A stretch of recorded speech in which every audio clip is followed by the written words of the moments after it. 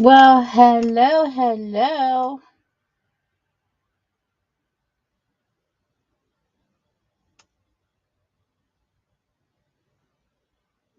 Check and make sure my live is on YouTube.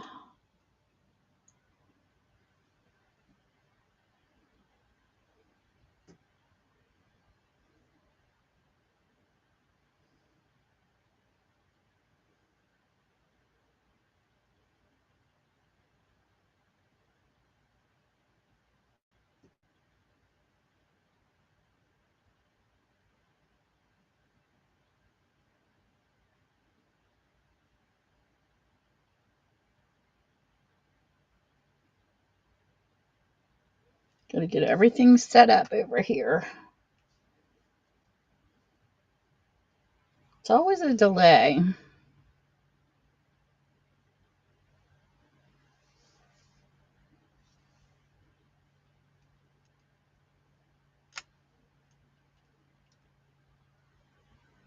Okay, we are live.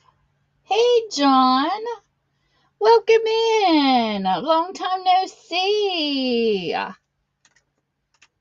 How are you?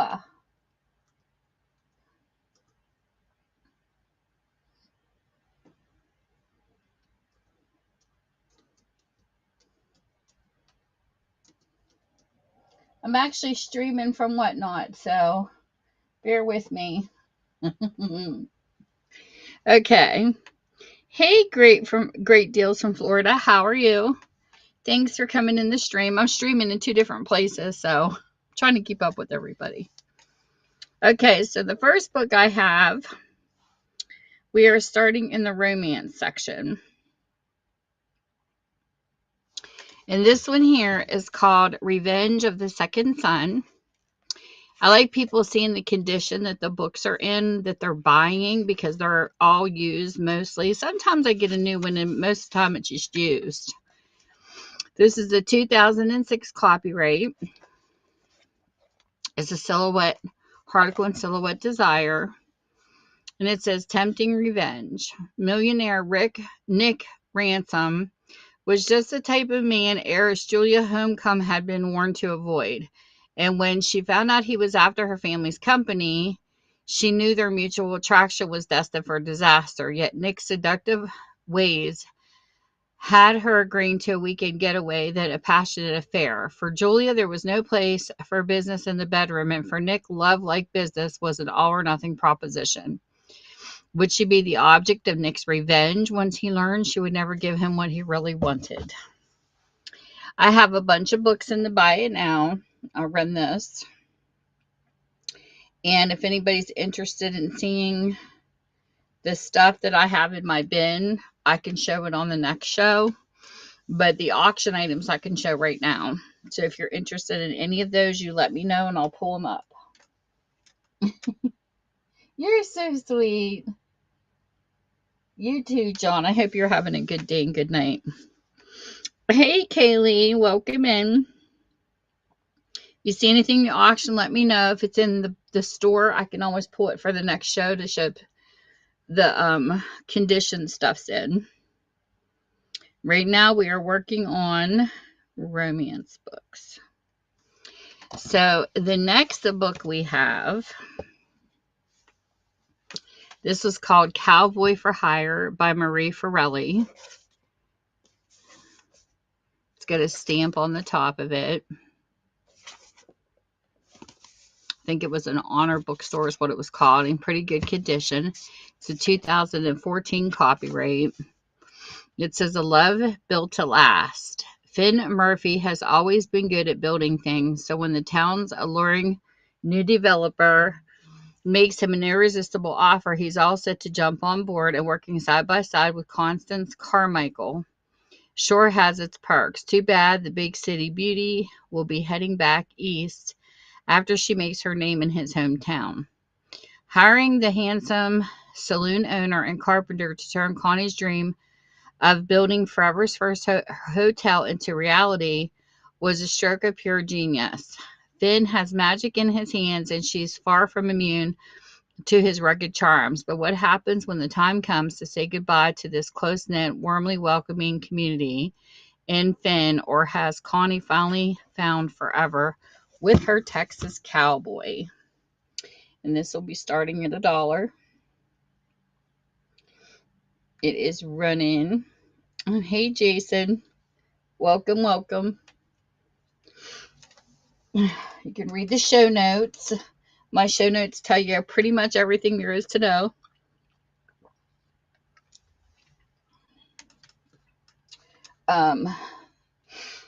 If you're interested in anything in the auction, you can let me know if it's in the store.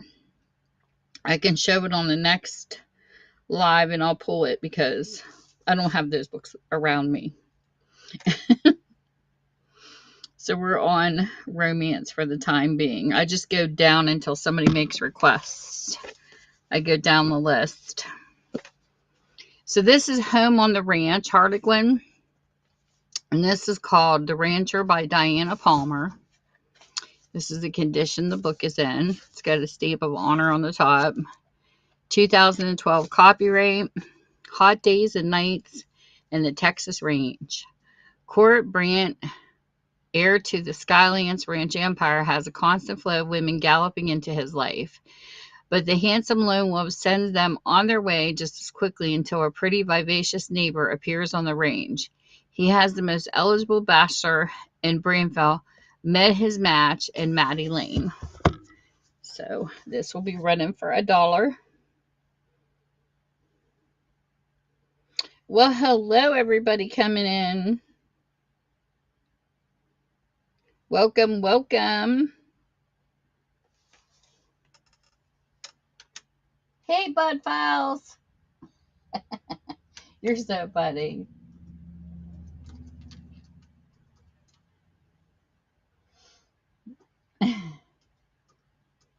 I know. I miss reading. I haven't been reading here lately because I've been too busy organizing and doing house stuff. So I'm always busy. Hey, Pack Roulette. I like some of the IDs over here on Whatnot. They're very interesting.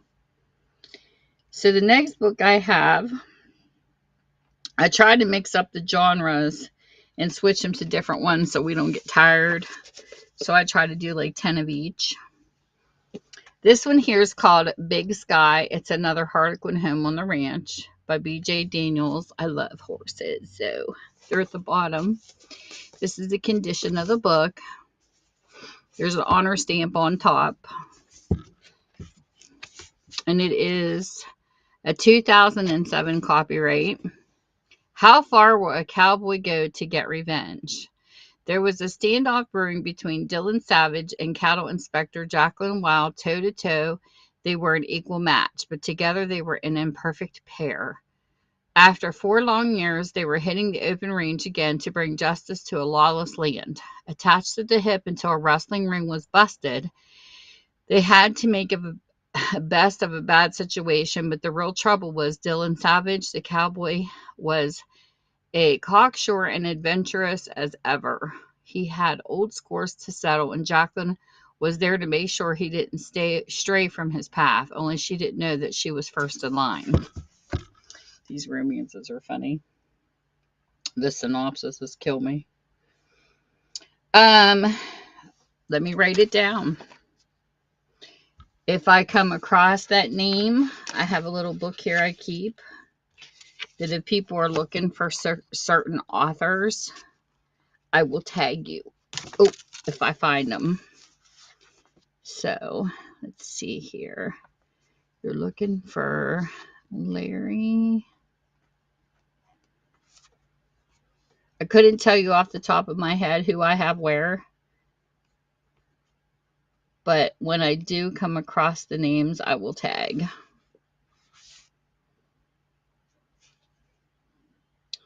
Let's see. N-U-N-E-C-O-U-T-L-E-T.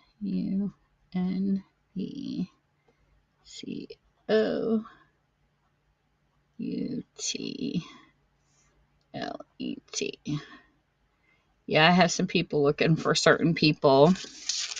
So I will. Thank you for asking.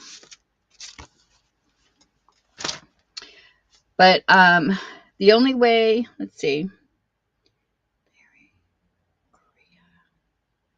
Let me see something real quick. Just out of curiosity.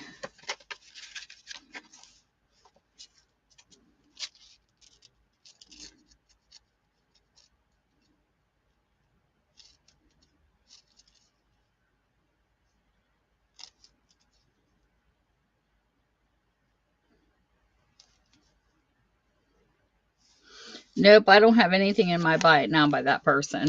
But like I said, I will text you if I happen to come across that person. Because, you know, certain people do like certain authors or certain names of books and they don't know the author's name. So I try to find stuff for people. Even in my real bookstore, because I have a real licensed bookstore, I would have customers come in requesting certain books that they couldn't get a hold of. And if I happen to find them online, I never even charged them extra. I would just have them pay what it cost me to buy it just so they could have a copy. Because I love books. So I sell my stuff very cheaply. You will never get a better deal. And if you do, you let me know online. Because I try to keep mine as low as possible. Okay. So the next book we have is another romance.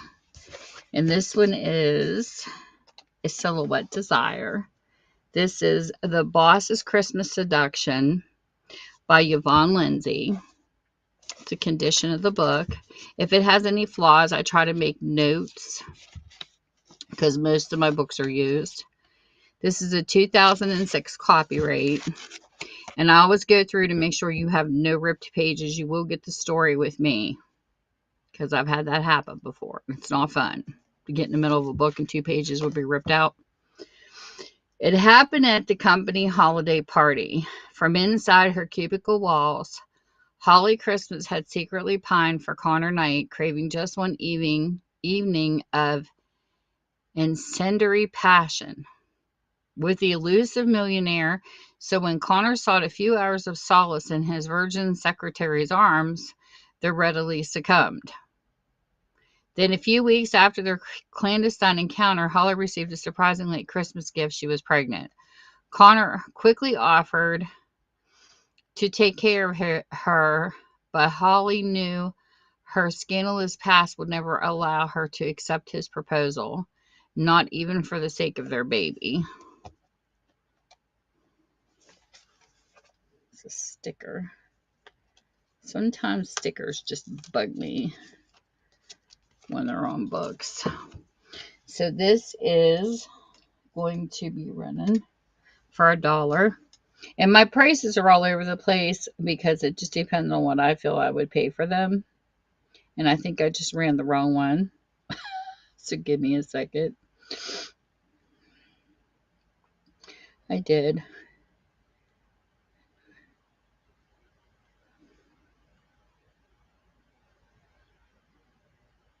This is In the Arms of a Rancher.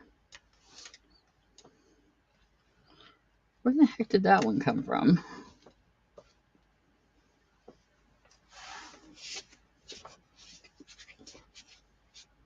I don't know. But anyways, that's not the book it's supposed to be run. Welcome in, everybody.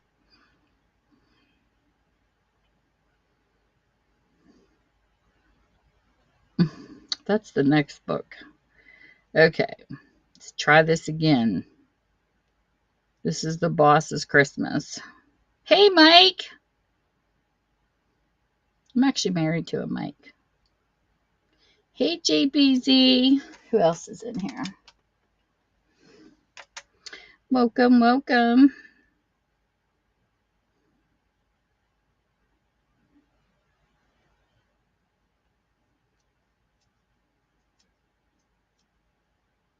Mike, is that Mike and Lissy?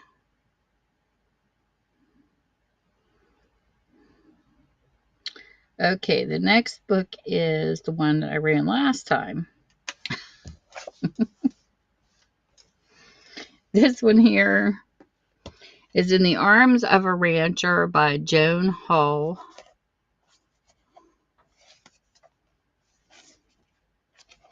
This is a 2009 Silhouette Desire. The rancher takes a wife. He was only in town for a short spell, long enough to lasso himself some female companionship before heading home for the holidays.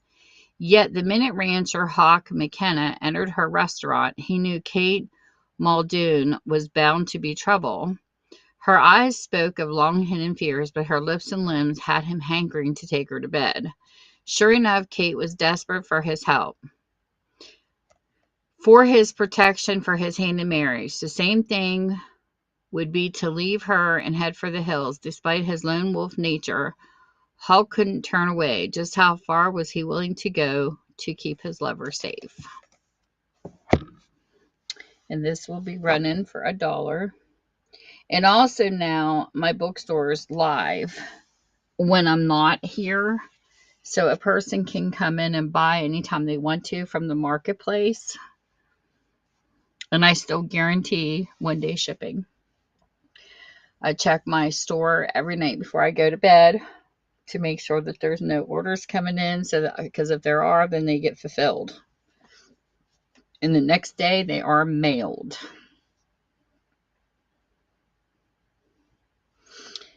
Okay, so the next book we have, this is another Silhouette Desire. It's got a little stamp mark there. It's called The CEO's Expectant Secretary. This is a 2010 copyright by Leanne Banks. This is my little cheat sheet that I take out, so you won't get that in the book when you get it. The final. Maddox's communication was his life until he allowed a woman to come between him and his business.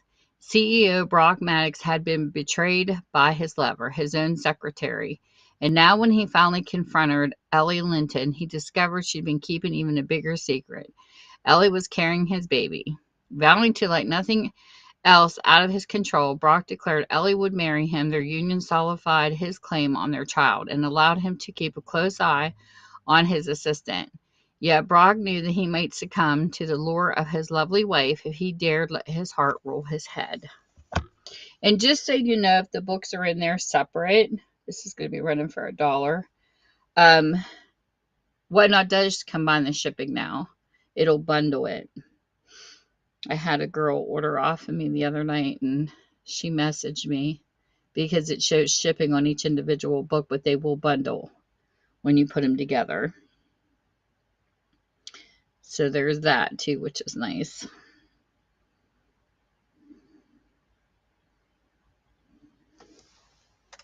John, you have a good one. And I'm glad you got to stop in. You're so sweet. I'll see you soon. Hopefully. I'll be back on YouTube doing crafts pretty soon. Right now, I just got to deal with the books because I have so many. My bookstore is like overloaded. Okay. The next book I have to cover this because I don't know how it came uncovered. But we're going to cover it with an eraser. Because apparently this breaks Whatnot's guidelines because he's shirtless. So whenever you see this over a book, it's because it's something that's not allowed on here. So this one here is called Major Distractions by Leslie Davis. I think you say her name is Goosen or something like that. So this is the condition of the book.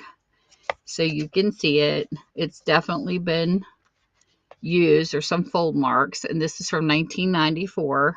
So it does have some dark edgings and aging to it. This says, single guy seeks footloose and fancy-free woman. When I first saw Lindsay Major, she was putting on a kitty puppet show. Next thing I knew, she was hitting me up for a real job. Well, Lindsay sure is qualified for the job and for me, but I can't figure out why she won't give me the time of day. Single mom seeks dad for kids. Marchio D'Abruzzi was a good guy, but I'm sure he'd be a great lover. But though I'm tempted, I can't possibly mix business with pleasure because Marco's made it plain that he likes being single while I've got 3 pint-sized reasons to avoid him, and all of them call me mommy. So there's this book. Sometimes I have to cover them with a Post-it note, and sometimes I have to cover them with an eraser. Because Whatnot has guidelines we have to follow. We have to watch certain symbols on books and things like that. So I cover it. And you'll see it covered in the pictures too, because that's how I find out. I'll go up to upload a book and it'll say, it's against the guidelines. And I have to look at the book and figure out why. But welcome in, welcome in. If you're interested in seeing anything, let me know. If it's in my store, it'll have to be the next sale because those books aren't around me. The only ones that surround me are the ones in the auction. I don't go in any specific order. I'm just going straight down the list until somebody puts a request in. Okay, the next book is kind of part of a series, but it's just different men from different states. And they're called Men Made in America. This is Stormwalker, Colorado, is this one.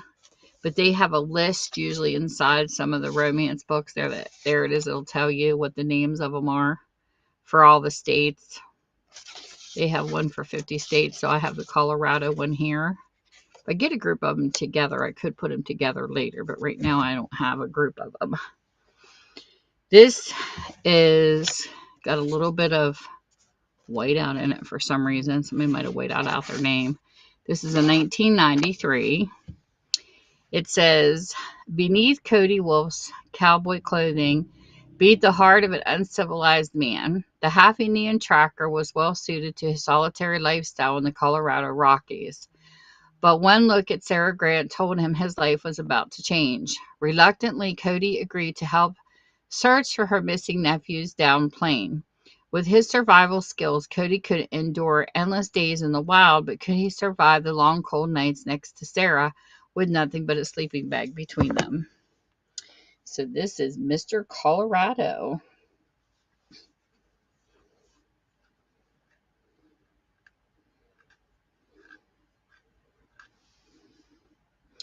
Welcome in, Seabrooks.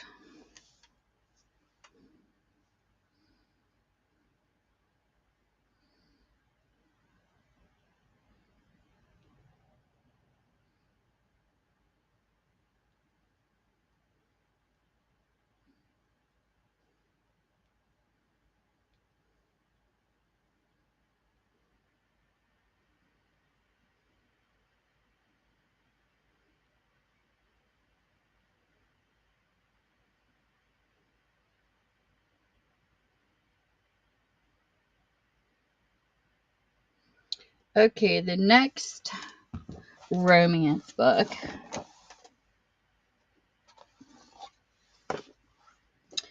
is called Love and Wild Free by Jocelyn Haley. This is what the book looks like. Has a little bend right there.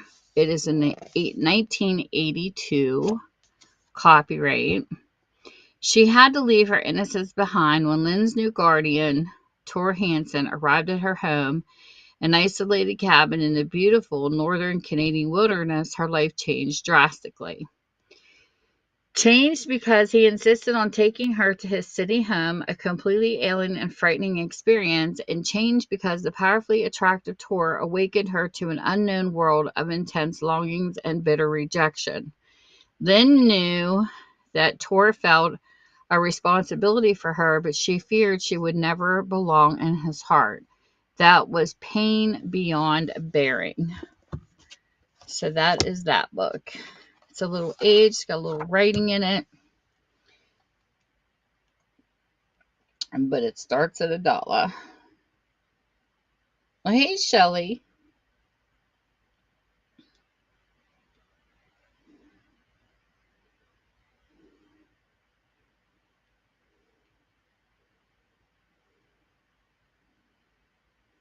$7,248. Welcome, welcome. Well, hello, Mrs. Griff.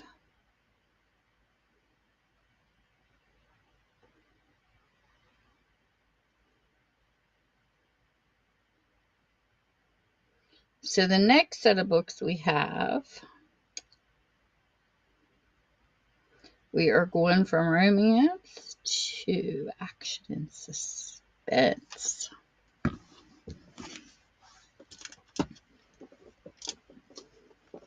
To a new genre. I like mixing it up.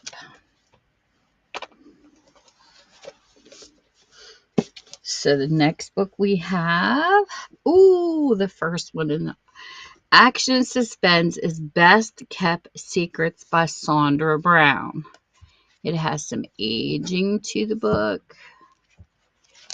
It is a 2004. There's a little bend right here. And it says, Alexandra Gaither is an attorney who finally has the power to get the justice she needs. 25 years before her mother had died a scandalous death, Alex believes one of the three powerful women murdered her. Each is charming, each is a suspect, and each tries to shield her from his past, but not one of them can stop her passionate search for the truth. Like her mother before her, Alex sparks controversy and excitement in this remote Texas town. Now, as she investigates her mother's former lover, his best friend, and the father figure to them both, she will risk everything to uncover their best kept secrets. Running for $1.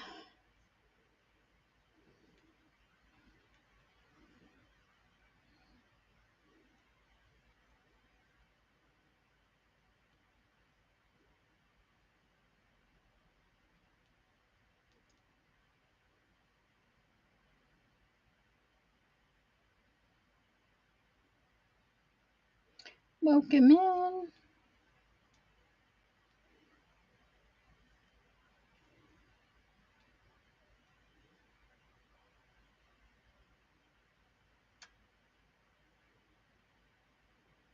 I try to give everybody a proper welcome.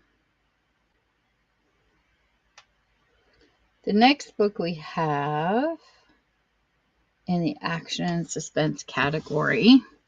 This one's a little different because I mix them all together. You'll have mysteries, whodunits, and some military. This one here is called 1920s America's Great War by Robert Conroy.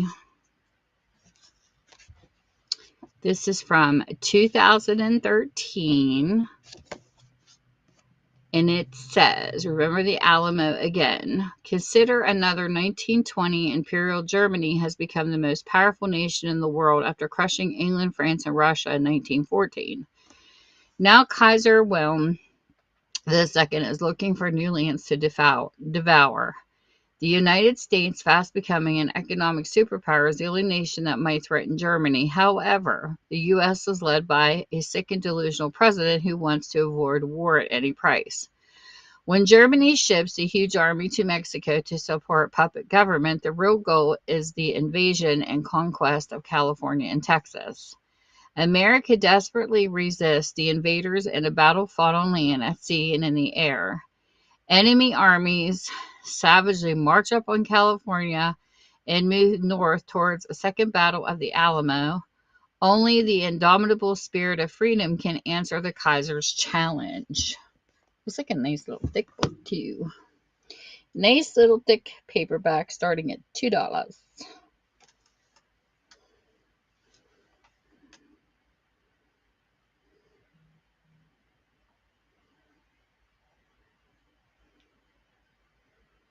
Who else did I miss that came in?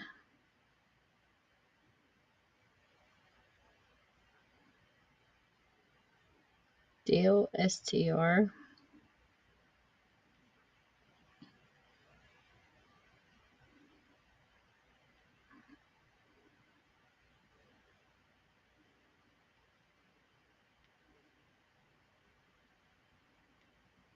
I know I butcher some of these IDs that comes in here.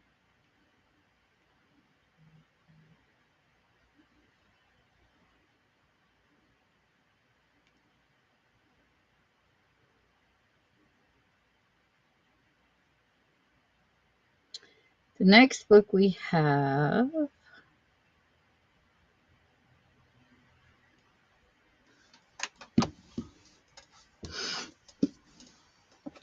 this one is called Kill Decision by Danielle Schwartz. It's really got a sparkly, there's like a glitter in the cover. It's really cool looking. It is from 2013. Really good condition book. It says Linda McKinney studies the social behavior of insects, which leaves her entirely unprepared for the day of her research is conscripted to help run an unmanned automated drone army. Odin is the secretive special ops soldier with unique insight into a faceless enemy who has begun to attack the American homeland with drones programmed to seek identity and executive targets without human intervention. Together, McKinney and Odin must slow this advance long enough for the world to recognize its destructive power. But its enigmatic forces press the advantage and death rains down from above. It may already be too late to save mankind from destruction. So we start that at $2.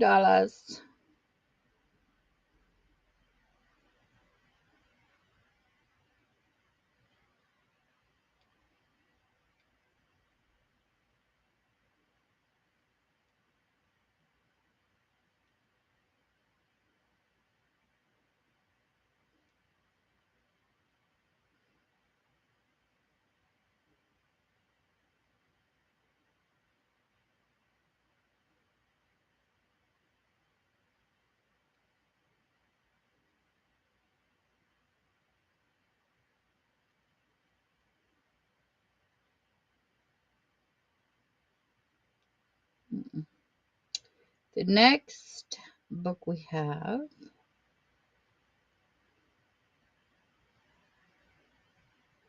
in action and suspense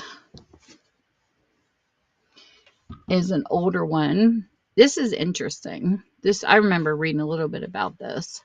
This is actually Haven. How are you doing?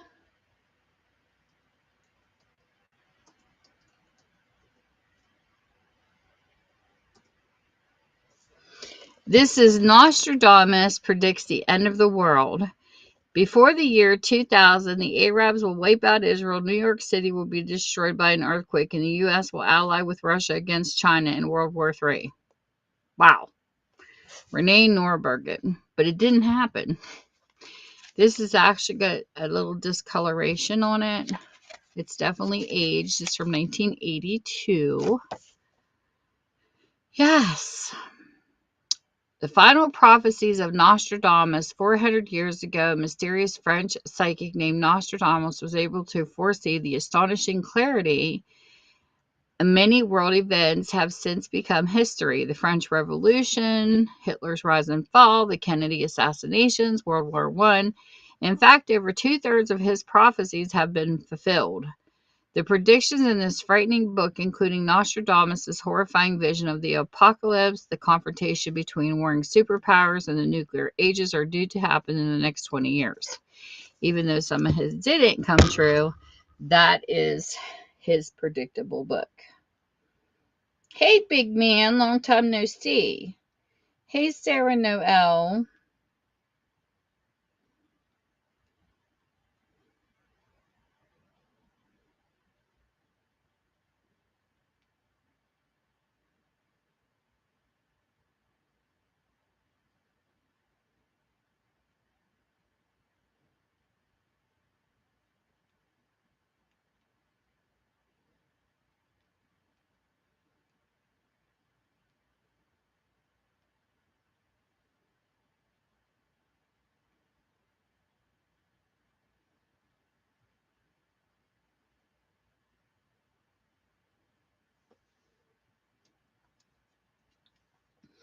So welcome. And the people, thank you for your follows. And the people that follow, I will get back to you when the show's over. You have to come to Whatnot, then. Get to download the Whatnot app. They have a marketplace. You have to come and get it. And they'll be all live in my marketplace under my name, which is under Tammy's Passions over here too, but it's all together. It's at Tammy's Passions Read Together. And I'll have them live so people can purchase. Welcome in, Beth. Hey, Mo Rick. Welcome, welcome. If you see anything in the auction, please feel free to let me know, and I'll show you the book. And if it's in the buy it now, well, I'll have to show you another time because they're in another room. But I can bring it out for the next show. So the next book we have is, let me get down here. I had to cover this because it's got something on it what that doesn't like. So I covered it with a Post-it note. This one says On Borrowed Time. It is the year that changed the world, does for World War II what the guns of August did for World War I. It's definitely an aged book, 1971. It's got pictures in it for you to look at. It is the dramatic, memorable story of how World War II began.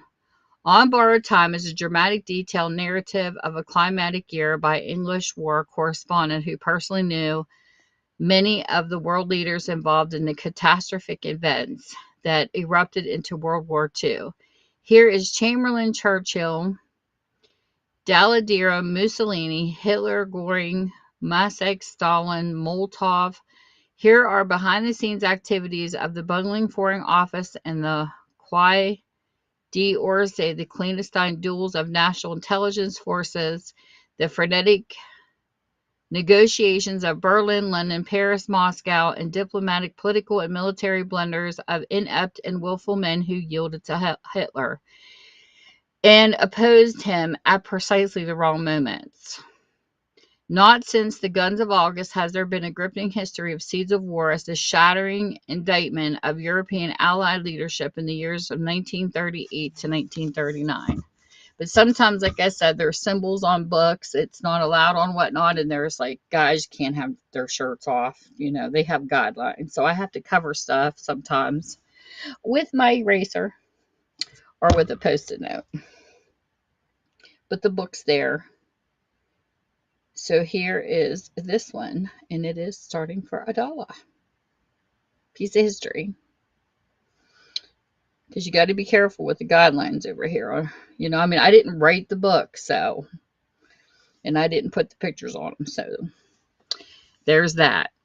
So sometimes I don't know what breaks their guidelines until I go to load a book, and then they say, ooh, it can't be posted, and I have to figure out why.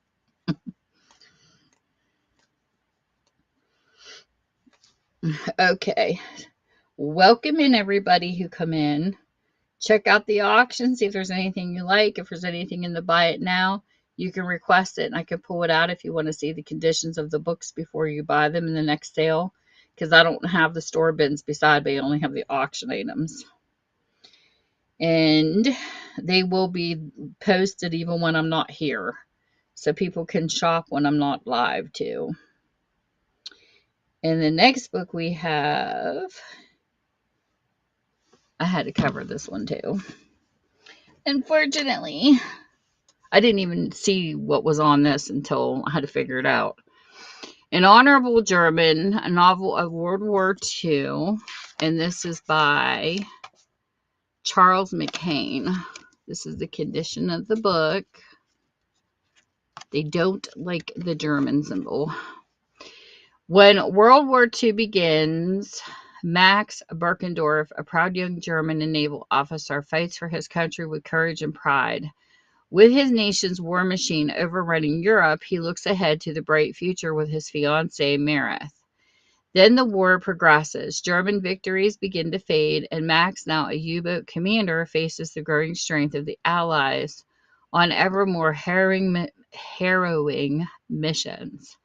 Mare's life becomes increasingly desperate as Berlin savaged by bombing, and as the Third Reich steadily crumbles, Nazi loyalists begin to terrorize Germany's own armed forces, including the Max crew. Realizing that what his country has become, Max faces fateful choices between right and wrong, life and death, honor and redemption. So this starts at $1.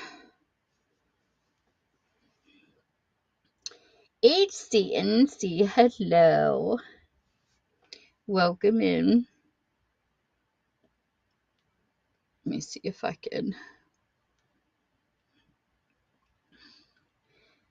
get some of these names welcomed. I like trying to give a proper welcome, but sometimes this moves too fast.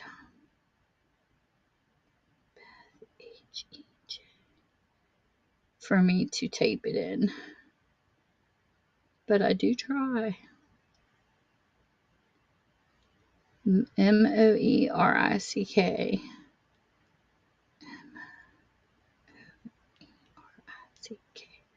I just think everybody should have a proper welcome.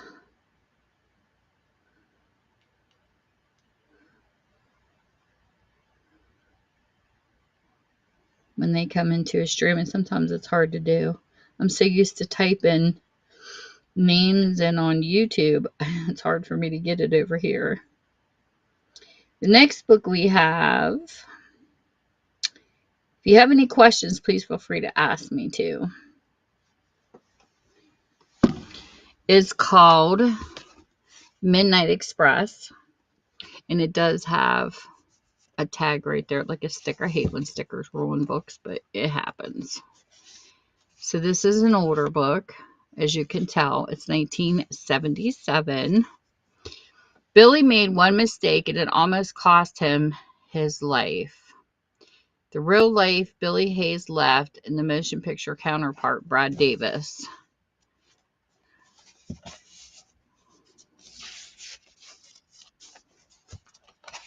So this one, where did I find the synopsis to this one? Sometimes they're in the front, sometimes they're in the back.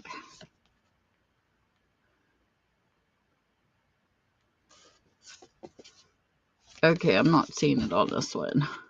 Oh, a true story of tension and terrible and an incredible courage to survive.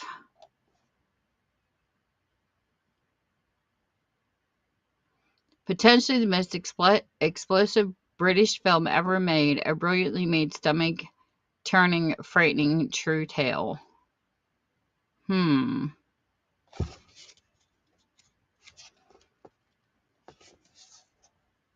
Interesting. Looks like it was turned into a movie.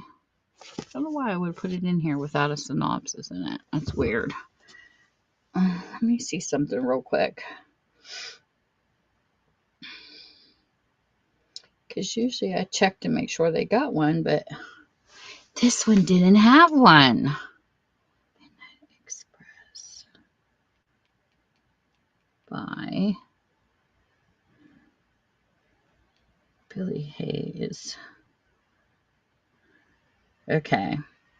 We're going to read it from the line because for some reason it's not on the book, which is really strange. Okay. Billy Hayes is a young American caught by Turkish police while attempting to smuggle hash out of Istanbul. He was tried and sent to prison for 4 years where he endures all manner of privation and abuse. He finishes up his time. He's shocked to learn that the Turkish High Court has added a further 30 years to his sentence. He is now thoroughly demoralized, and his life in prison grows increasingly unbearable until he concludes that escape is his only option. Ooh, this actually sounds like a really good book.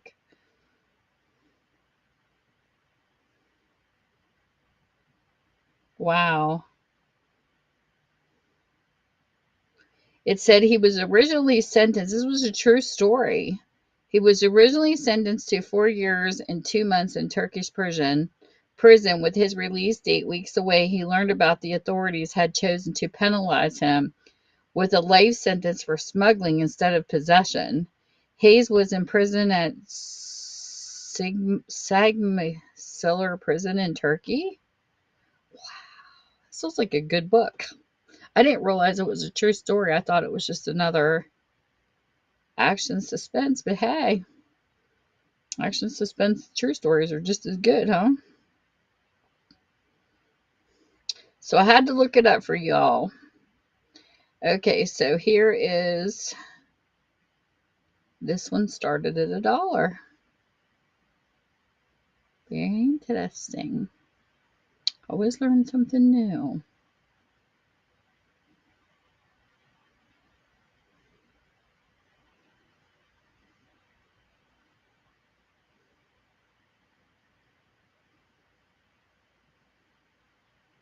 It's weird how it cut off, because I looked up the book, cut off the people that came in. Huh. That's crazy. Oh well. Okay.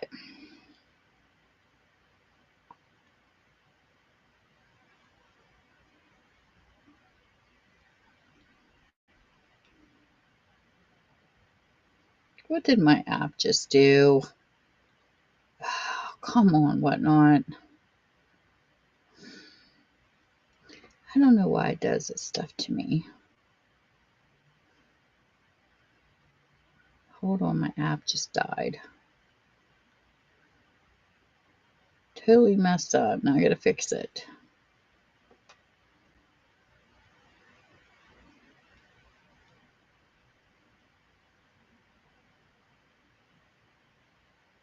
Okay.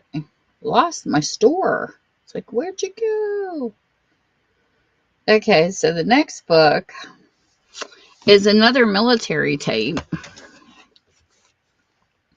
This one is called Company Commander, the Infantry Classic of World War II. I had a lot on World War II this time, by Charles B. McDonald. It's got a little tear right there. Definitely an older book. It's got a lot of stampage in it. When I see books like this, I will put poor on them because of this stamping ability, but that doesn't mean the book is actually falling apart. It just looks aged. And this was from 1968. What It's Like to Lead Men in Battle, a young American infantry officer's combat classic of World War II. This reviewer was going to write a column complaining that in all the vast documentary of World War II, nobody had turned out an authentic book laid at the level of a combat soldier. The project is hereby canceled. The book has arrived and can go down as not only the finest narrative to come out of the war, but one that can't be beat. It is Company Commander. So there you go. Supposedly a well-written account of the war.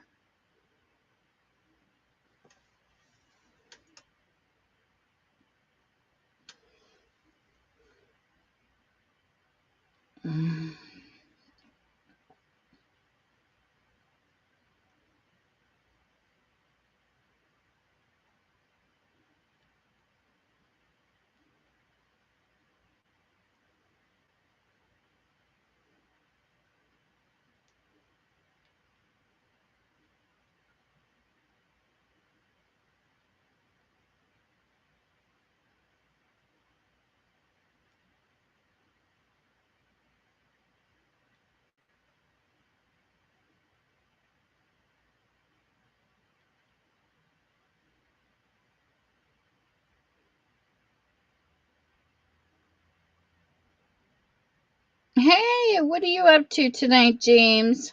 You having fun?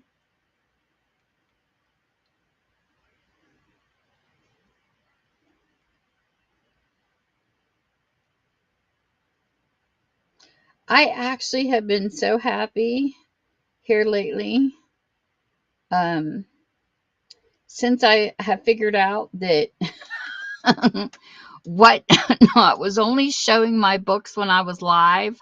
I don't know if people realize that or not, but when you go to do your auction and then you clone your shows, all of mine were offline until I was live and I didn't realize it. There's a slide.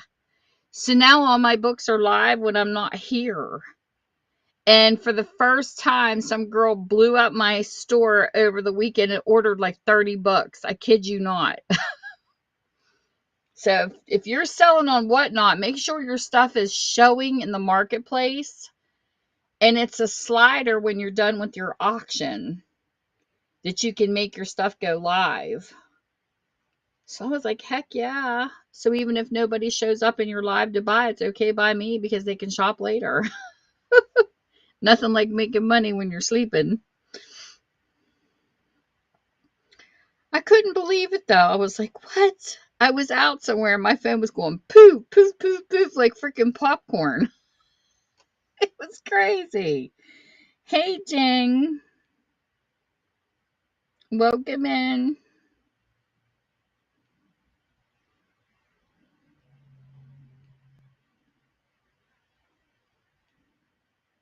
But Vin over on YouTube, I mean, if you want to, the auctions you can't buy unless it's running, but it'll be set up later if you want to purchase that book. You can come and shop my marketplace whether I'm live or not, Vin. Sorry, I got YouTube people too. Oh, okay. Did you hear what I said, James? Did you hear me? Did you hear me? You're welcome. Thank you for taking time to stop by. Yes, did you hear what I told you about the books that sold when you came in? I didn't know if you had sound on or not. Because I know sometimes people watch 3 and 4 shows.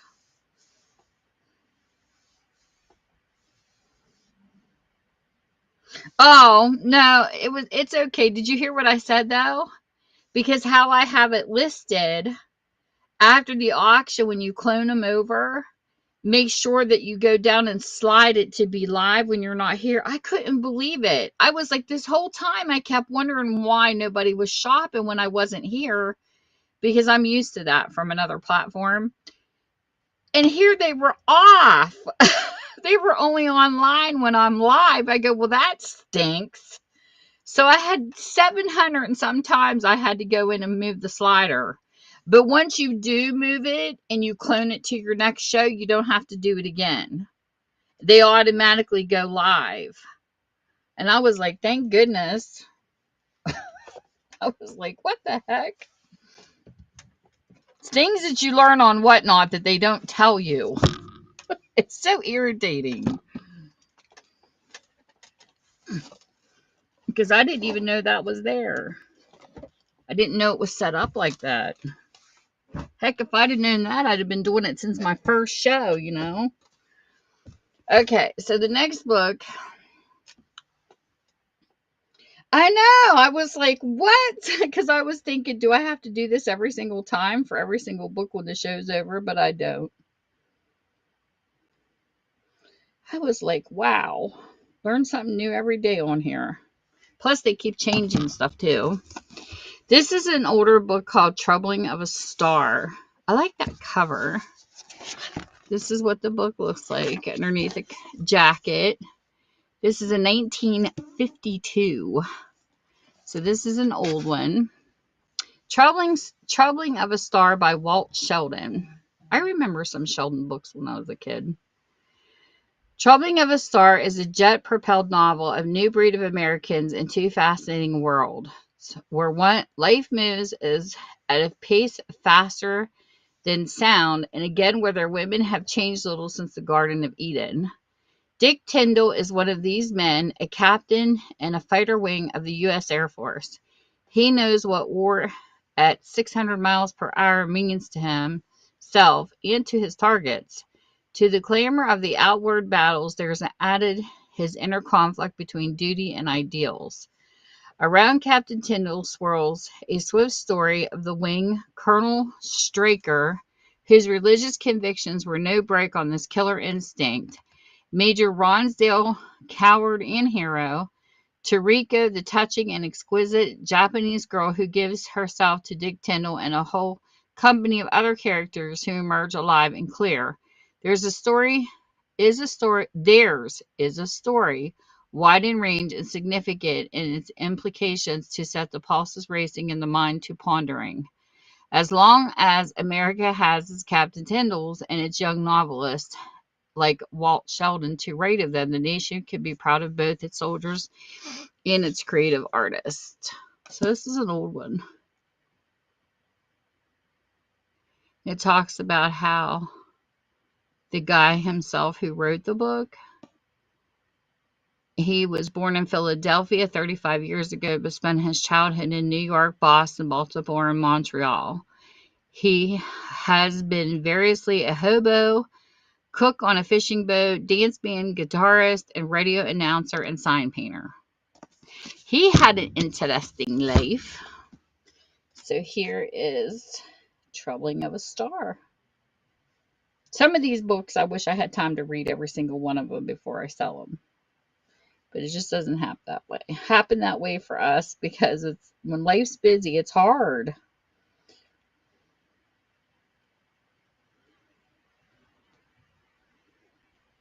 I read some, but I don't get to read every single one. I wish I could. I have too many though.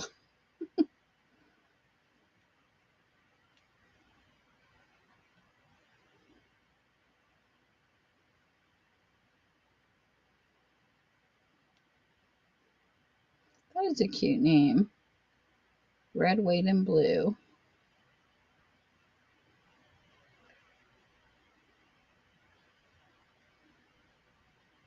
For somebody to do colors. Welcome in Storm. Welcome in Sophie. Okay, the next one. I look over here. Hey Dawn. Sorry, I gotta check out my YouTube people too, so hold on a second. How are you?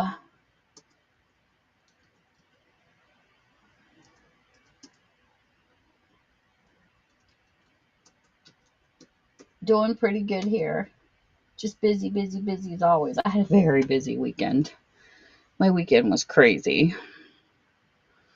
The next book I have, and the last one in this set of action and suspense, this one's called, it's an older one too. It's called Operation Time Search by Andre Norton. It's definitely is why I put it in poor condition because the library beats it up with discard. Look at all them tapes. Some people like that brown tape, but yeah. And this looks like a ripped page here, but the story's all there. I do put it in poor condition though because it's, it looks pretty poor and well read. But it's a 1967, which is an older book. And then this is what it's about. Operation Time Search. Some people don't care about the beat up books. I don't, as long as the story's there. But, some people are picky, but I'm not. Just saying. So I try to say the condition so you know what you're getting. When Ray Osborne, a young American photographer, was precipitated suddenly from the 20th century into prehistoric age, he did not know that he had blundered into a field of an experimental time machine. Ew, time travel. But he soon realized the new world was a hostile one when he was captured by a strange group of hunters speaking no language he had ever heard. Only after he had met Marion Cho and was able to communicate with him telepathically did he learn they were both prisoners of ruthless city Atlantis, which was preparing a war of annihilation against the Golden Kingdom of Mu. Once they had managed to escape, Ray was increasingly aware he could not avoid taking part in the coming struggle, but the nature of that part is a magnitude was not revealed to him until he had witnessed incredible horrors in the enemy's stronghold. Then at last he understood the justice of the cause he was serving and accepted the fate thrust upon him. With extraordinary imagination and deep concern for the nature of good and evil that distinguished the X Factor and other works of this leading science fiction writer, Andrew Norton has developed from an ancient myth another taut and thrilling tale. So that is that kind of beat up book. But the story's there, and we will start it. Did I get a raid? You raided me. Well, thank you, Last Word. Thanks for the raid.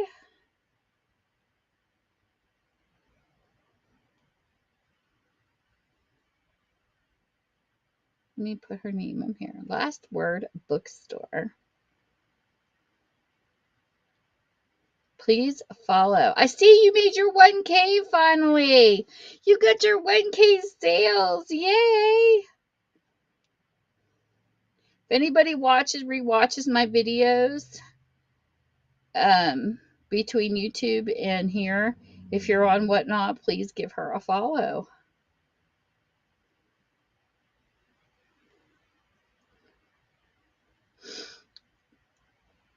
And let me see here. What can I stick in here to run cheaper? Okay. Well, I do have this book here. It is kind of beat up that I just ran. I have it for $4. But I'm going to take not the last one, but the one before that. It's A Troubling of a Star.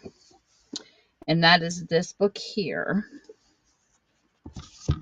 This is from 1950. And it's in pretty good condition for being that age. And it's about an interesting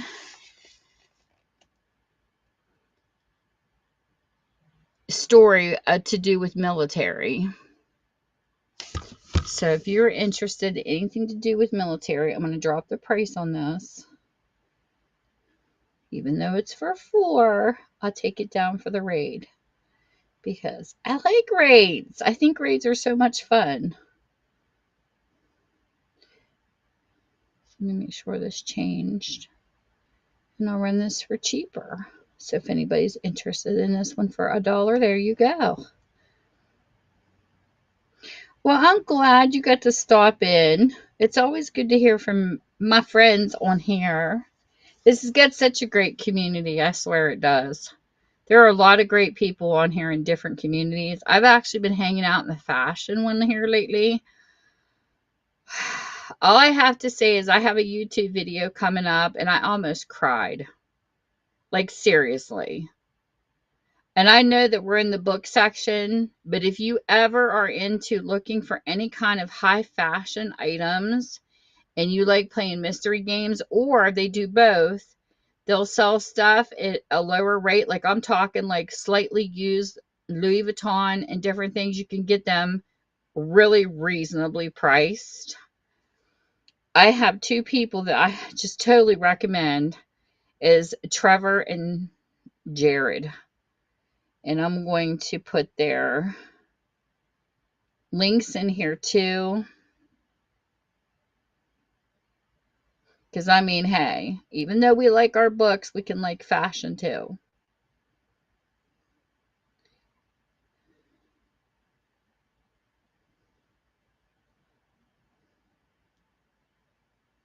Let me get them in. If I could get them in here right. Why am I not getting their name in here right? And come on.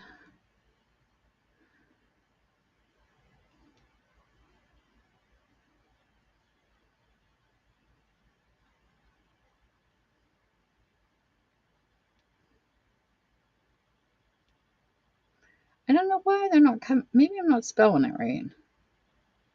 No.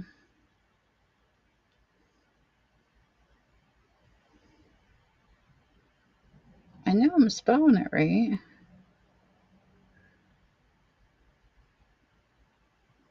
I don't know why it's not coming. I can't get their name to come up right. But they're like unlimited luxury. And I can't get the name for some reason. I hate when that happens when you're trying to share people and it's not coming up right. A minute. It's unlimited. T-E. No. Maybe it isn't. Maybe it isn't unlimited. Maybe it's... Wait a minute. I might get the words backwards. There it is. If you guys get the chance, go look up these Designer Unlimited LLC. I don't want to tag them. And Designer Unlimited Mystery. If you guys are interested in any kind of high fashion, I'm telling you, just go and watch their show. They are so amazing. And I bid on one mystery ball, won a prize, and then I ended up winning the buyer's giveaway, and they like blew me away. Like stuff that they sent me was totally amazing. So, but they are wonderful. Trevor's so active, and he is very entertaining. And Jared's all country. And I'm definitely going to put them out. And another one that I really, really love is Esme. This is her channel. She is so great. She did a fundraiser last night with fashion, and it was just amazing. Totally amazing. To help somebody get food. So yeah, wonderful people. I love Esme. I mean, I just like adopt her as my daughter. I know so many people in so many different categories now. It's amazing. I love it. But I like having a variety. So anyways, hey, Afamira. Oh my gosh, I sound like Holbrook. Oh, it says Afamira. Her name's Afamira. Where's James at? He needs to be in here to see this name. That's hysterical.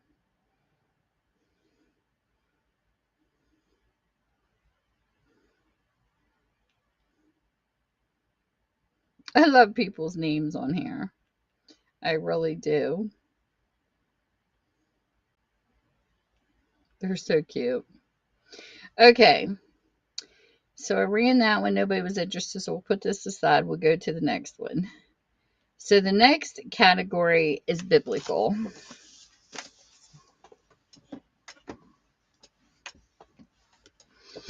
Put these over here beside me.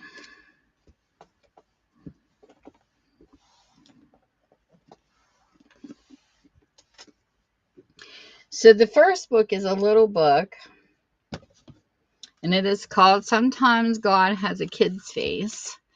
And this is from Sister Mary Rose McGeady. This is a 2010 copyright. In the back it says, they are like shadows. In our cities, small outlines of skin and bones that attach themselves to abandoned buildings, park benches, narrow alleyways. And when the darkness falls, these shadows disappear into places many of us will never ever see in this lifetime. Very few people know the faces of these shadows or their names. They are America's untouchables and unreachables. America's street children. Who exactly are these kids? How do they end up in our streets? Where do they come from? How do they manage to survive? Do they survive? This is their incredible story, told from the front lines of America's darkest streets, uncut, unedited, close to unbelievable, and every single word is true. So here is the first one. Oh, you're welcome. It's fine. You're good. I like eating dinner and watching whatnot too. I like working. Hey, Masha. I like working and listening to whatnot too. Heck, I've even fallen asleep watching whatnot, and I would wake up in somebody else's stream because they rated. It's like I said, you're not in Kansas anymore sometimes on here. But it's a lot of fun. Well, I find whatnot very entertaining on many different levels. So the next book we have This is called 10 Steps for Church Growth by Donald A. McGavran and Winfield C. Orn. Whoever had this had some writing in it, some highlighting, like underlining. And this is from 1977. And it says 10 Steps for Church Growth. At last, the book that brings the insights of sound management and the challenge that faces all churches how to grow and prosper in a secular society. 10 Steps for Church Growth shares the techniques of two leaders of the church growth movement and offers a cornucopia of methods and principles to help each congregation develop its own individual, unique style of outreach. Each chapter painstakingly explains what are the 10 steps to the McGavran-Arndt program, from discovering church growth principles to the need for responsible risk-taking. Helpful questions for review and discussion enable readers to apply the guidelines of each chapter to their own specific situations. In the addition, special appendices list church growth, aids, and media, and provide forms to evaluate statistically the current makeup of your own church's membership. The definitive comprehensive work on increasing the vitality of all churches, 10 Steps for Church Growth, and help ministers, church executives, and members of the churches everywhere carry the gospel to the world thirsty for its comfort. So that's what this book is all about, if anybody's interested.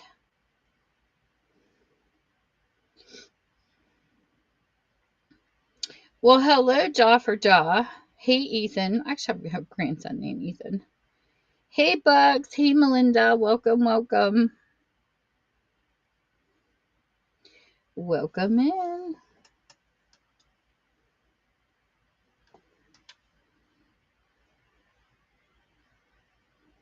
Pretty. Why aren't you modded? Do you have to mod every time you start a show, or can it just stay that way? I keep trying to keep you modded, but for some reason, Whatnot keeps taking it away.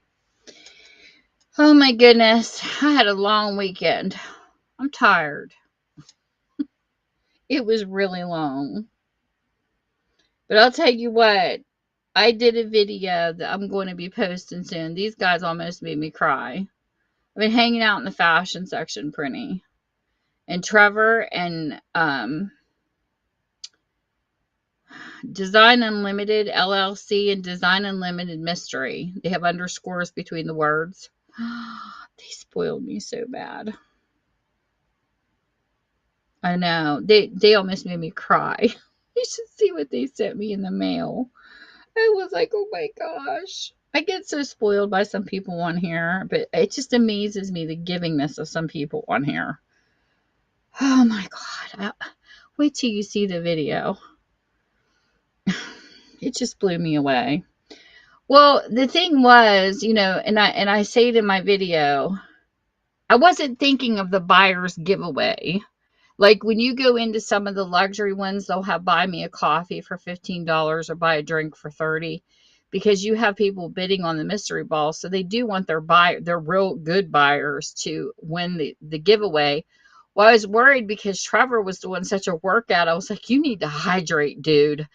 I said, put a thing in your buy it now to buy a drink for you or something to hydrate like some of the other ones do. He stuck one in there for $5. But I wasn't thinking about the buyer's giveaway because he does a luxury item. And I wasn't thinking about that when I said I really had concern for his health. And you have to see the game to understand. When they do the gumball mystery, it's a workout. So what happened was a whole bunch of people, when they found out he was doing a buyer's giveaway, they hurried up and jumped in and bought that drink. Well, I ended up winning it. Yes. And oh my God. Such a beautiful, gorgeous bag. You wouldn't believe it. And then last night, Esme had a sale. She was raising money for a friend who's in need. So she took some, and I'm talking, even though they're slightly used, she had Michael Kors. She had a whole bunch of designer stuff she was selling last night. So there's a bag I don't I had one in a giveaway a long time ago on YouTube, but I never use it because I'm to the crossbody. Like, I like light bags now that I'm older. And she had one, and I thought, I probably could use this instead of the bigger bag so I can swap them out. Well, I ended up winning a Michael Kors bag. I only paid $35 in shipping, which is reasonable for a Michael Kors because she started everything for $1. I won a Louis Vuitton wallet in her buyer's giveaway, and I about died. Wait till you see this Louis Vuitton wallet. So they said you would not believe the deals over there. I don't know, because to me it's kind of sentimental coming from Esme.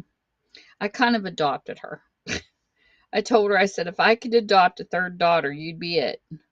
I just love her. She is so awesome. I'm telling you. And she's right at the age of my kids. So that's why I said I could so adopt. I'm going to put her name in here. I don't know if she'll come in or not. But she's got her face on her profile. She's freaking adorable. She's got 2 dogs and she does tricks with them. I'm telling you, Prinny, she's amazing. She's got one of the biggest hearts I've ever met. She's awesome. Esme, come visit me. But she's clear out in California, so she's on a different time zone. So she comes on kind of late. It's early there, but it's late over here. Us East Coasters really hang in there when it comes to California people. But she is so awesome. Like, seriously, she's got one of the biggest hearts I think I've ever met on Whatnot. I just can't even explain her. And Jake and Bake, he sells clothing. They did a collab live on her stream. It was so much fun the other night. So I'm like all over the place on the categories. Welcome back, Last Word. Okay, so the next book I have, I'll try to get through these, but yeah, I'll have a video. I'll have to send you the link of what they sent me. Oh my gosh. I even messaged them too. I said, you two shocked me. I messaged Jerry and Trevor. I said, you guys shocked me so bad. I almost cried in the video when I was opening these boxes. Like, stop it, Tammy. You're not going to cry in a video. Oh my gosh. So this one is Jesus in the Gospel of Matthew. Who do you say that I am? And this is a 1993 copyright. In memory of my mother, Teresa Carter. That's so sweet. I love when people leave their books to people close to them. So this book is like God is with us, and it tells you certain stories.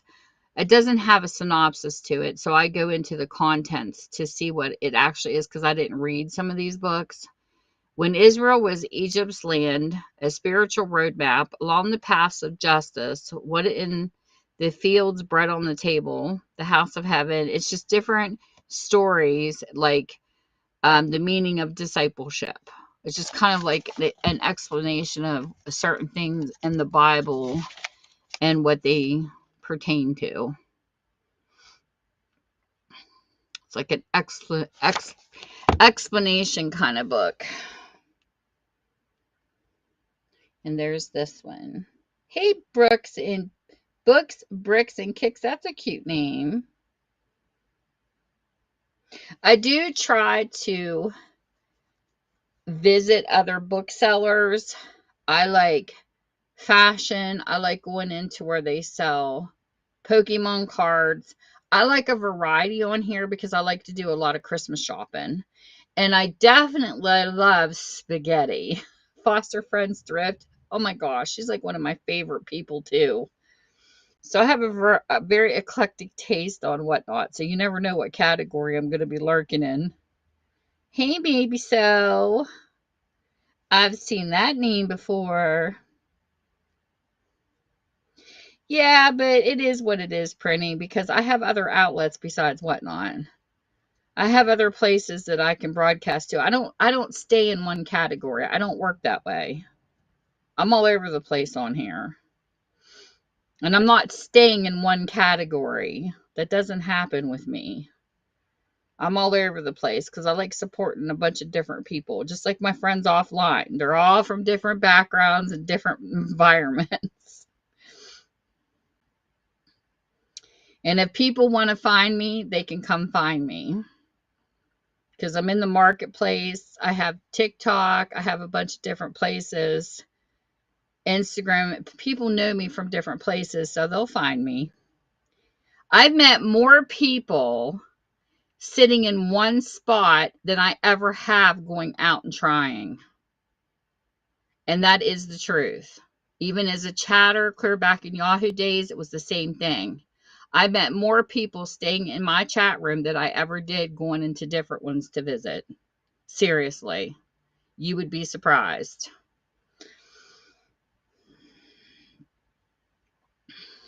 The next book I have is really adorable. I actually was impressed with this because I opened this from plastic, but I always try, even if it's brand new. I don't like leaving stuff in plastic because I'm always afraid, well, what if there is a flaw on the inside? Because it can happen. So I actually opened this Bible and I love this. This is brand new. The Lord is my shepherd. I didn't put it as brand new because it's still not in plastic. And it's from 1982 by Thomas Nelson Publishings. It's got a map in the back. I'm not exactly sure what to call this cover. I put it in as a softback, but it's not really paper, and I don't think it's real leather. But they don't really give you what the cover of this is, so I just left it as a softback. But this is in pristine condition, like it's brand new.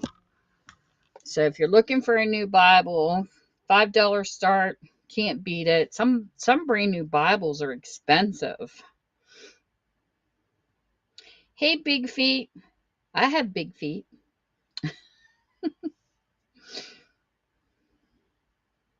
I definitely don't have little feet for sure.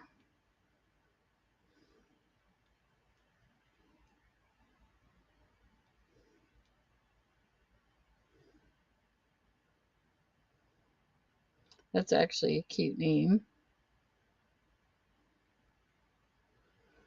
And then the next one we have, and like I said, all the books will be live when I'm not here. So if people want to shop later, you can. And I couldn't believe how my phone blew up over the weekend. Had some girl come in and order like 20 books off of me at once. I was like, what was that noise? And it's just so nice to have your stuff live when you're not here. Okay, so this is from 1984. This is just the New Testament by Biblica. And it's a really good shape book. It's a cute little one. If a person wants a little carry-all. Thanks for your purchase. Who purchased? Who purchased? I missed it. Hey, Penguin Boss. Matcha Tea, thank you so much for your purchase. Let me get you in here as a mod. Allow to moderate. Yeah, me too, Pinky. I had a very busy weekend. Remember a situation I told you about a while ago, Pinky?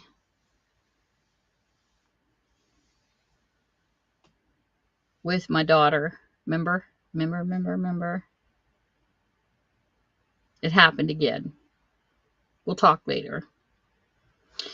So anyways, it's been pretty rough. But, we're making it. But I got a surprise from another seller on here under luxury. And it about made me cry today. Thanks, Prinny. It about made me break down and cry today on my video.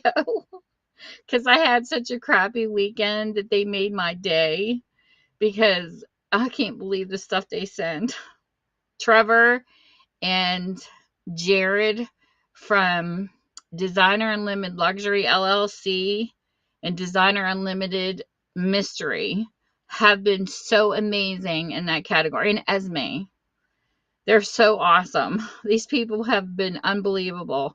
There are so many great communities on here that it blows my mind. Like certain people that you meet, oh, just it's wild. I adopted Esme as my daughter. She goes, "You can adopt me." She's adorable. I wish she would come in here so you guys could meet her. She is the sweetest, and she's a dog lover too. So the next book I have,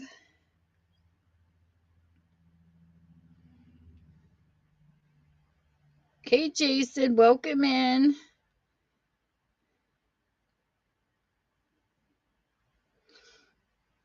This one is God's Family, 1955 by E.M. Conger. This is an older book, definitely. I think this is more geared towards young adults, but I left it in the biblical in case somebody was interested because, you know, I like even reading the younger kids' books too. Sometimes it can be very interesting.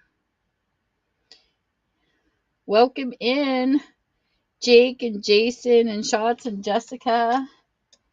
And hey, keeps digging Steven. Step for church growth, repent, obey, and serve him and love others. Oh my gosh, you're so cute. I got a person over here on YouTube. Oops. Hey, Keeps. Welcome in. Sorry if I missed you and you're no longer here. I can't tell. I can't see numbers on the computer. Okay. So next one we have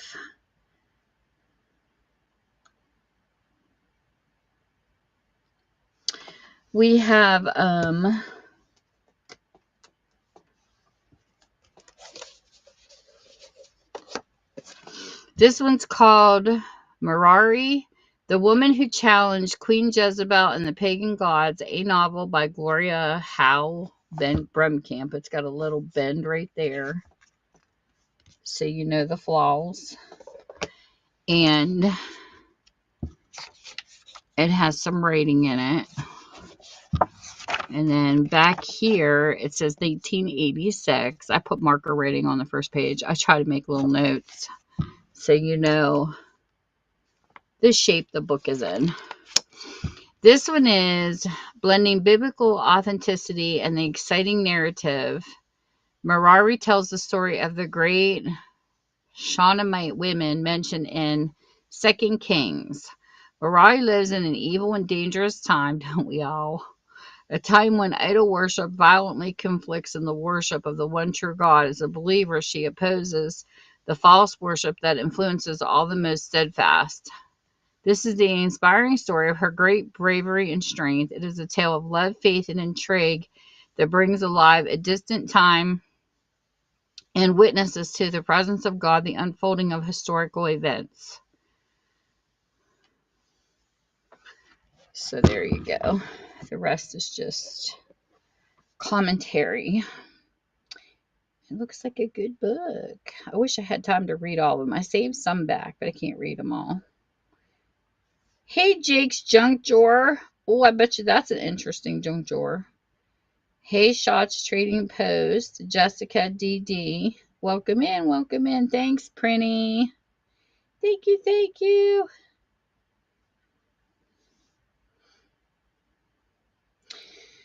It's been a long, long weekend, but we did a lot of running around, and I'm so excited. I got my first can of paint. With my money off of my Whatnot sales, I got my first can of paint from Sherwin-Williams to do 2 sides of my craft room. I'm doing it in a color called Cloudburst. And then the other one's going to be, I think it's cider spice or spiced cider. I have to look at the name of it. But I can't wait. It's going to be so pretty. My daughter's coming to start on my door. All my money that I'm making off of Whatnot's going into home repairs. Hey, Shay K Pay. So that's what I've been doing. Busy. My daughter's going to start on my front door for me, and we went over this weekend, and I showed my husband the new storm door I want to get, because the storm door to my house is just one long window, and I don't have a screen for it. So I found one of the doors. It's called a Larson, and it's really nice. You take and push the thing in, and the top slides down so it goes from screen to glass. So it's ready for winterized and ready for summer. So yes, home repairs on the top of my list. Trying to get stuff ready for winter. This book here is a nice hardback. It's called The Last Eyewitness, The Final Week.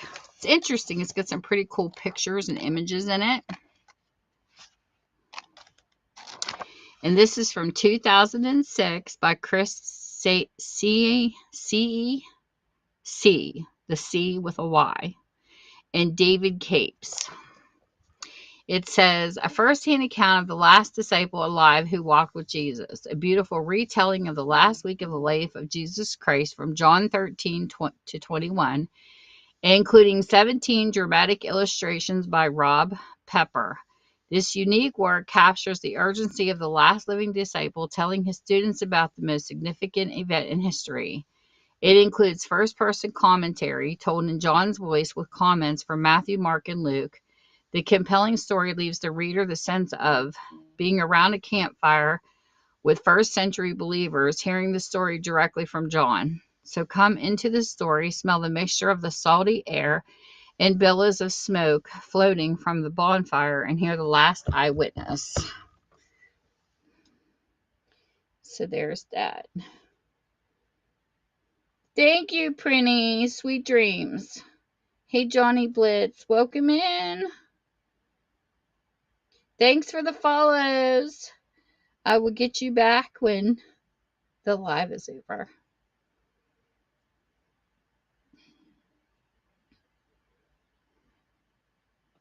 If you're looking for anything in the auction, you want to see anything, just let me know.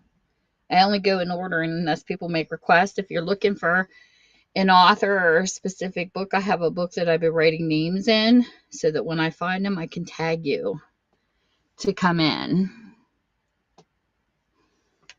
So thank you. Hey, Riley.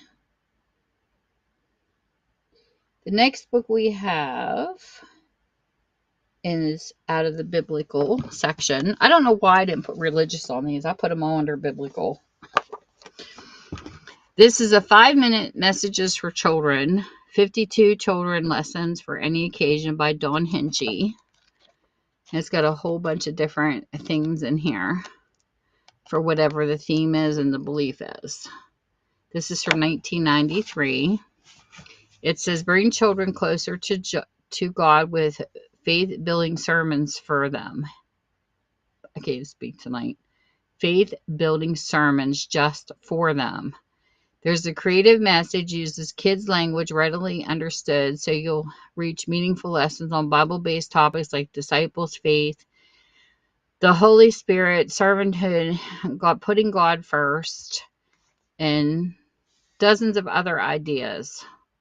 Seasonal for Advent, Christmas, Valentine's Day, Good Friday. It's like a group type thing that you can put together for kids. So that's cute.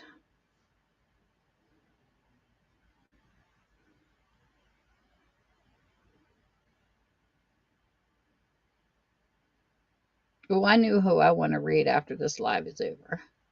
And I hope I can invite people in to do raids. Because when my live's over, I love doing a raid. And there's a really wonderful person I love to raid when this is over for a good cause. So if you know anybody towards the end, call them in and help me raid. Okay. So the next book I have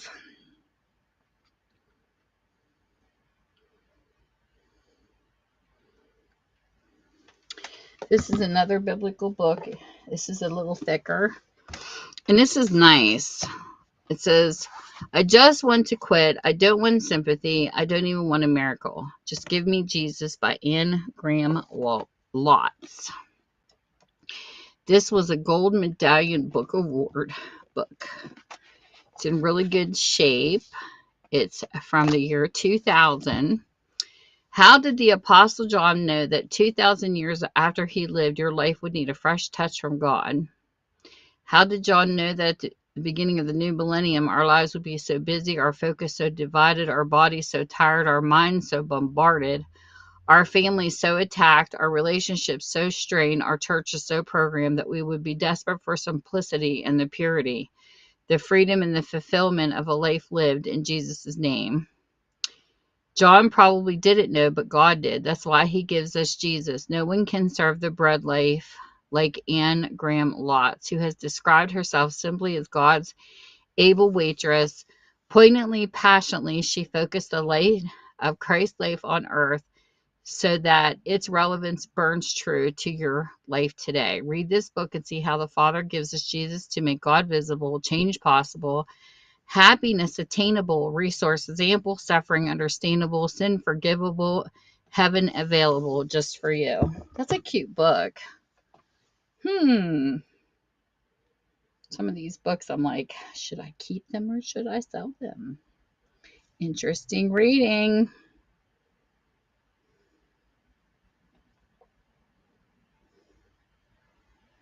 Welcoming Casey. Hello, Amanda Reads. Cartier! Yay! There's a Cartier. You come to visit me. What have you been up to? Oh, Cartier, I have to tell you something. I got my mail today. I'm gonna post the video on YouTube probably tomorrow. I'll send you the link when I do, and I'll send you my name, or my name you can watch on if you don't want to click on links, because I don't blame people if they don't want to click on links. But oh my gosh, Jared Trevor almost made me cry in the video today. I did an unboxing. You would not believe what they sent me. I was like, oh my God. But you'll hear it in the video. And I told him I did. I cried when the video was over. I was blown away what they did. So I sent him a really nice message for a thank you. I messaged him today. So I can't wait to do the review. I didn't have time to do the review because I had to take my dog out before I did my live tonight. But oh my gosh. The things that they sent me was unbelievable. Hey, Candy. I enjoy the shows in so many different places. It's wild. Okay, so the next book we have, we're going out of biblical now. We just finished up with the biblical that I had.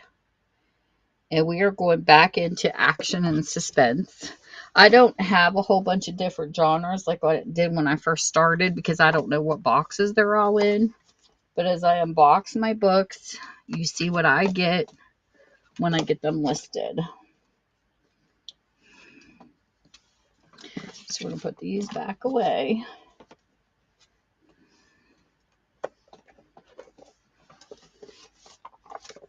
And the first book in the second set of action and suspense is called Fools Die by Mario Puzo, the towering bestseller of the author of The Godfather. This is definitely an age book because they are used.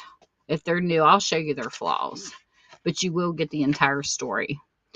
1978. It's a little bend there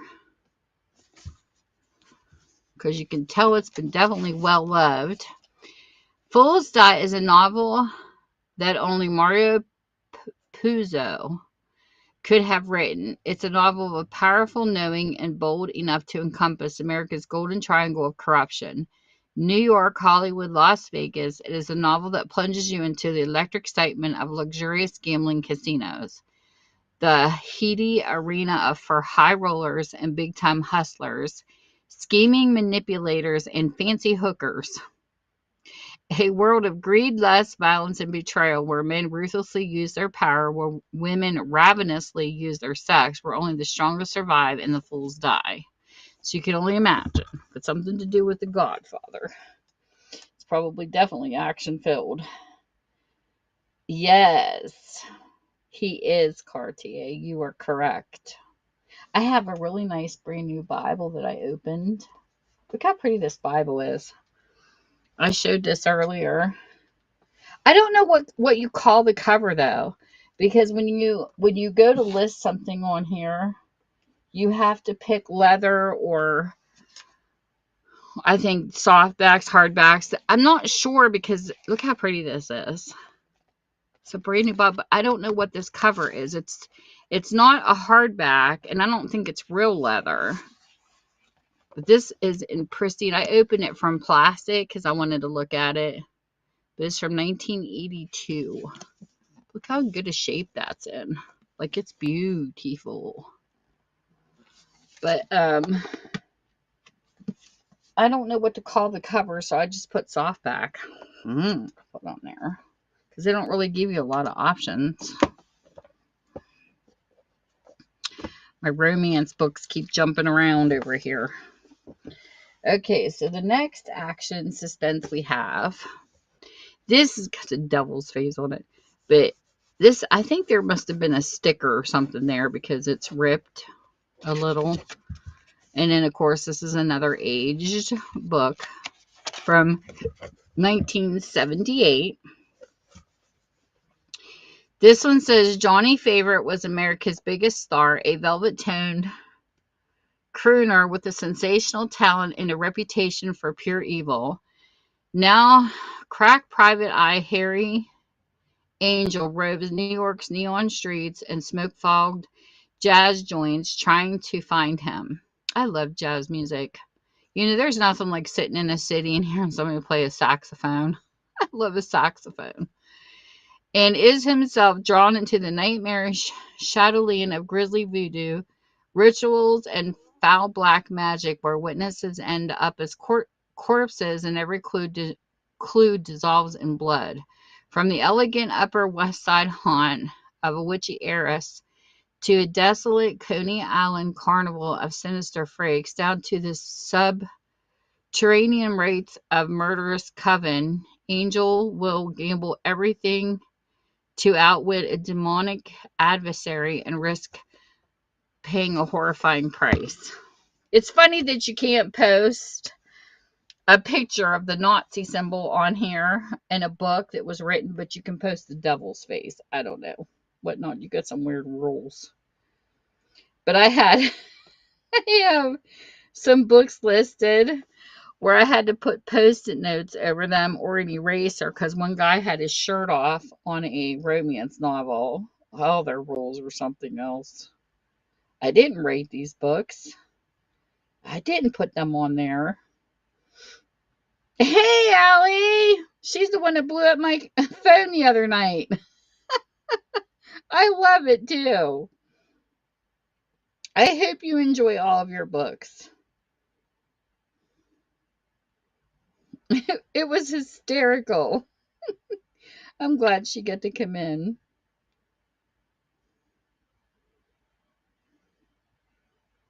Alligator Smith. I have to give her a big hug. I was actually in a restaurant with my husband, and my phone was going ping, ping, ping, ping, ping. Allie, can you hear me? I hope she can. Hey, Z-Hack. And I was like, who is blowing up my phone? It was an order for books that was hysterical. Hey, Frugal Shelly Girl. Hey, Zahak. I think it's how you say your name. Okay. So the next book we have.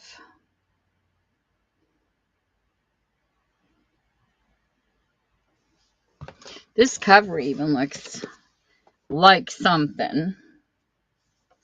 This is Last Known Victim by Erica Spindler.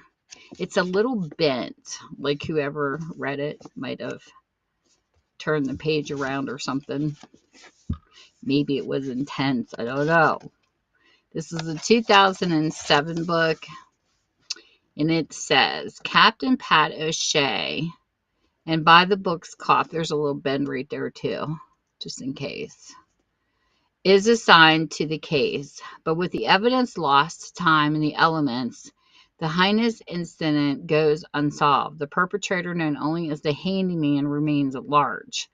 2 years later, Patty, still haunted by her own personal tragedy, her husband and fellow police captain was murdered in the post-storm chaos.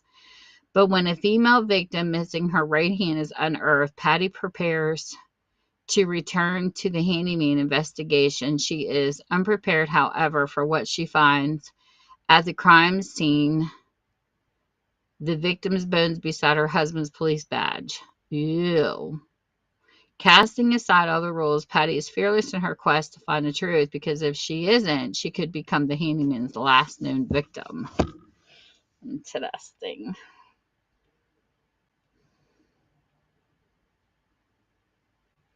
Hey, Freya Bella. Freya Bell?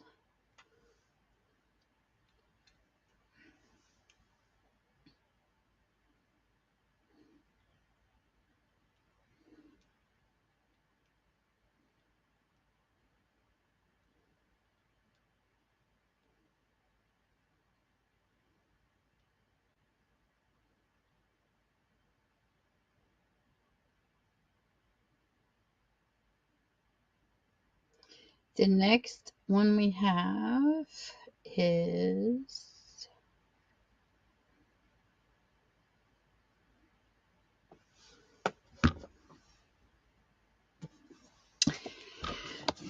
James Patterson, Cross My Heart. It's got a little bend there. I know there's a lot of James Patterson fans. This is a good condition book from 2013. Get a little man in the back. I like stick people. Detective Alex Cross is a family man at heart. Nothing matters more to him than his children, his grandmother, and his wife, Bree.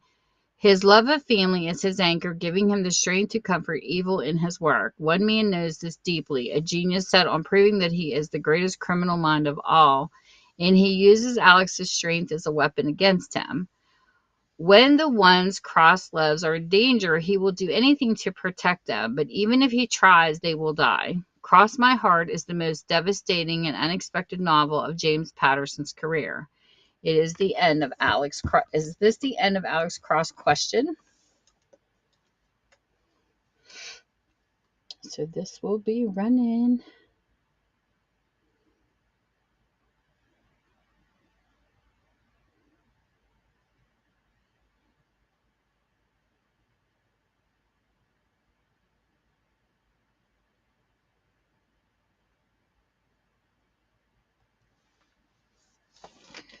Oh, oh my goodness.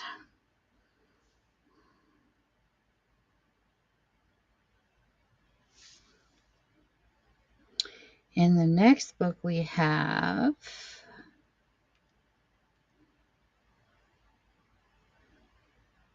we got one by Stephen King. Now this one's kind of beat up, but I put the price that I put on it anyways, just because the pages are all there, and it is good on the end. It's just the out looks a little scraggly. And this is, but the inside, the books are in good shape. This is a 1998 Bag of Bones. 4 years after the sudden death of his wife, 40-year-old best-selling novelist Mike Nguyen is still grieving.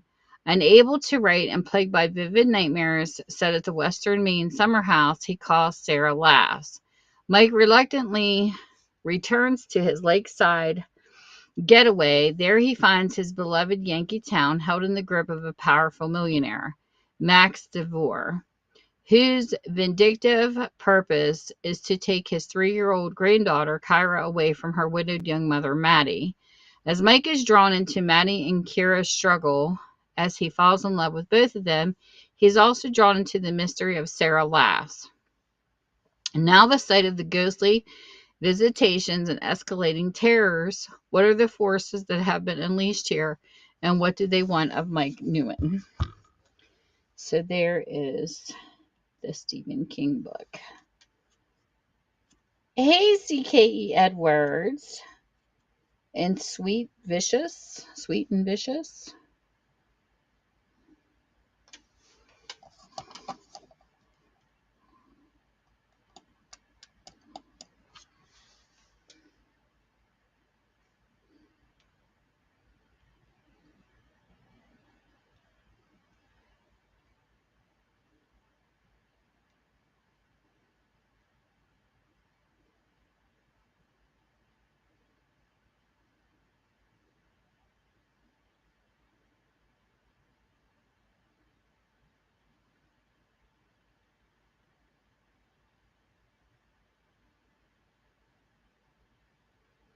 Okay, the next book we have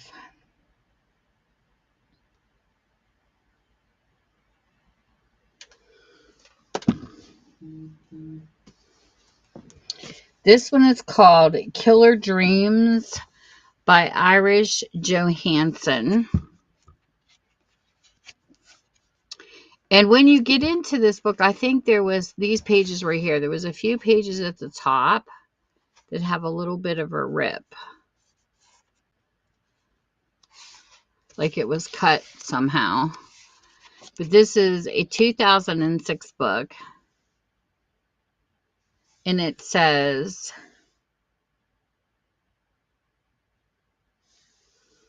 he's a shadowy figure from her darkest nightmare, and he hasn't forgotten here. In one shocking instant, he's shattered Sophia Dunstan's world forever. Now she has only one thing to live for, her son Michael, and their nightmare is far from over. Someone is waiting. As one of the nation's top sleep therapists, Sophia knows how dreams can kill. She specializes in the life-threatening night terrors that her son suffers from. But even his worst nightmares don't compare to the all-too-real terror that is about to begin. Someone will die. Lady only ally is a man as unpredictable as he is dangerous. Matt Royd is a wild-clad, hard-cool, merciless, and putting him into play changes the game completely. But if Sophie makes the wrong move, she won't wake up screaming. She won't wake up forever. So there is the action and suspense. Hey, Teddy, welcome in.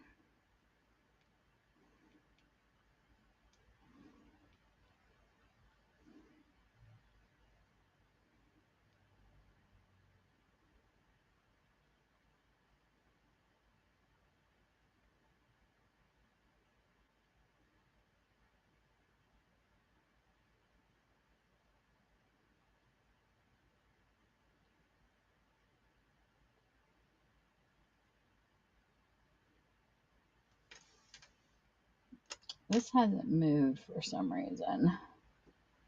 I don't know why.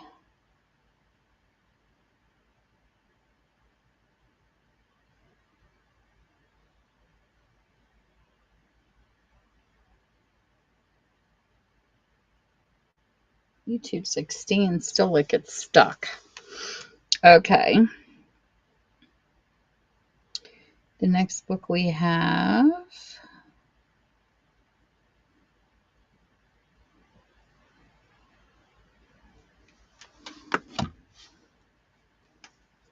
this is an older one.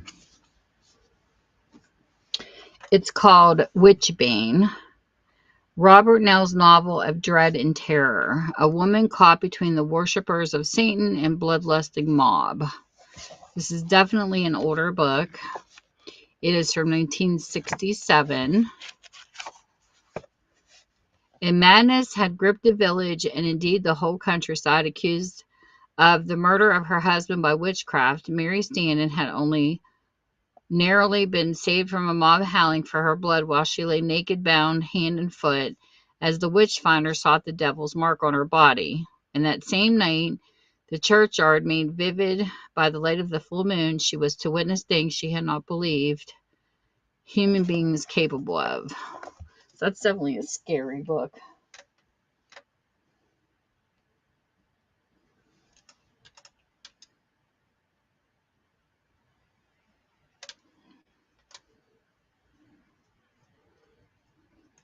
Well, welcome in, everybody.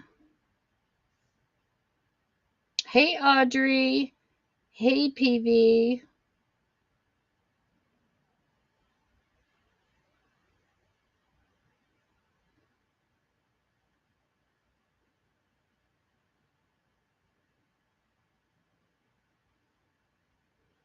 The next book we have is...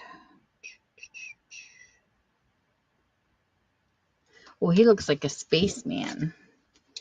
This is The Best from the World of European Science Fiction, 14 Fantastic Fails from Another Shore, edited by Donald A.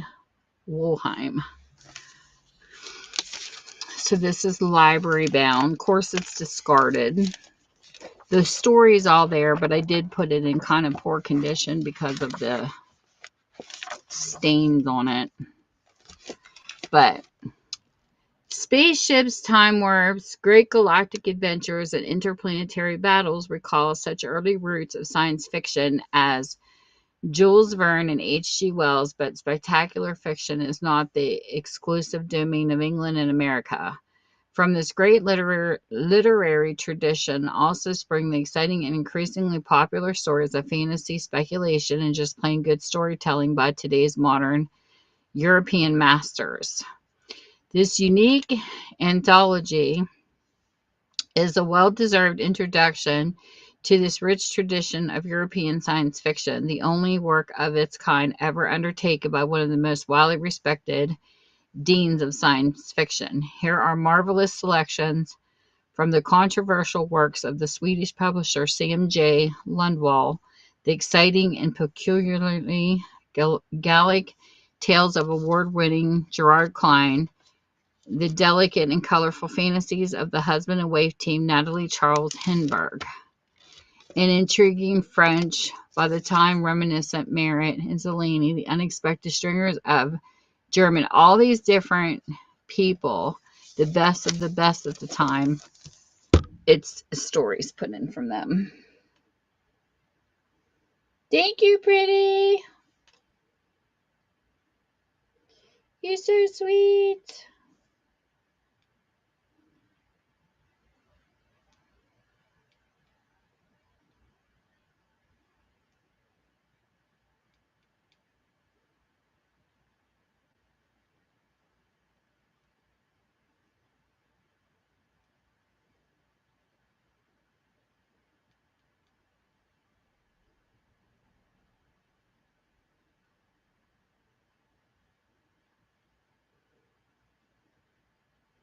The next book we have, welcome in everybody who took the time to come and visit. This is another action suspense type book. It's called Hunt the Tortoise. It says this book belongs to Waldenhome. Must have been some kind of maybe nursing home. This is definitely a mystery. It says large print. Oh, it's a nice library book with a card still in it. Oh, it is large print. That's some big words. From 1950. Hunt the Tortoise. Celia Kent returned to La Marette after 9 years' absence to find the hotel Bienvenue subtly changed. She began to wonder what had destroyed the gracious atmosphere of the hotel.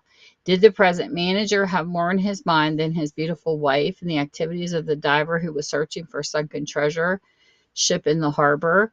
What was the startling the American black marketeer out of his usual complacency, and why did the newly arrival Swiss couple live through each day in terror?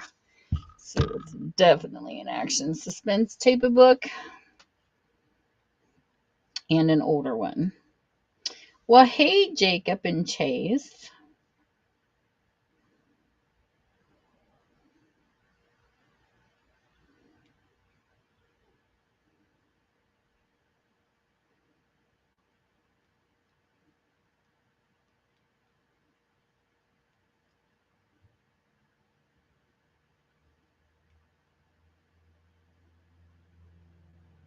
Jacob J. Sherman.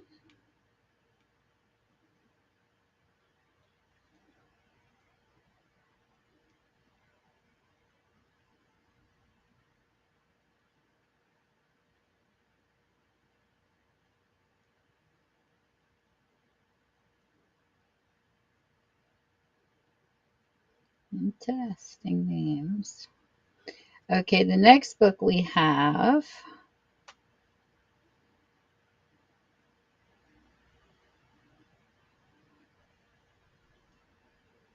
The Return by Evelyn Anthony. And this is another novel from the library. This is from 1978. This says, an American heiress picking up the charge of her life after a broken marriage, a Russian aristocrat obsessed with a vengeance for a moral infamy committed in the shadows of World War II. These are the lovers brought together in Evelyn Anthony's deeply felt novel of commitment, loyalty, and betrayal.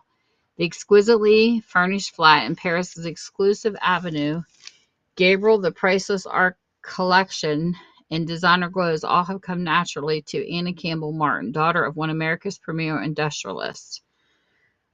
Her great lack has been emotional security and vulnerability that led to her disastrous marriage to a womanizing left-wing French journalist. Only now is Anna beginning to trust again and to see in the eyes of the new lover, Nicholas Yurovsky, an unqualified devotion that could make her whole. It therefore disturbs her deeply when Nicholas's unexplained absences, his mysterious silences, suggest to Anna that her lover is following in the footsteps of her ex-husband. So it comes almost a relief when she's approached by the French SEDC with a warning. He may not be what he seems. He may be, in fact, be a fanatical Soviet member of a shadowy group called Return. So I put this under action suspense because of the mystery of it. So there you go. Another mystery book. And then the last set of books, Hey Southern Goods, is romance again.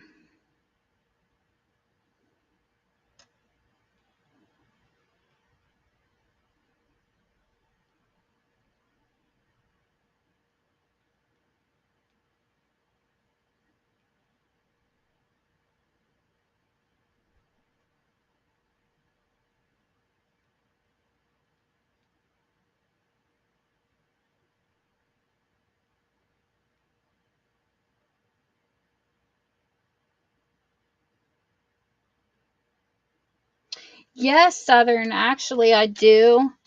My live marketplace is loaded. There's a bunch of kids books in it. You just got to go to the search engine part. Let me see if it'll come up under actual kids under my buy it now.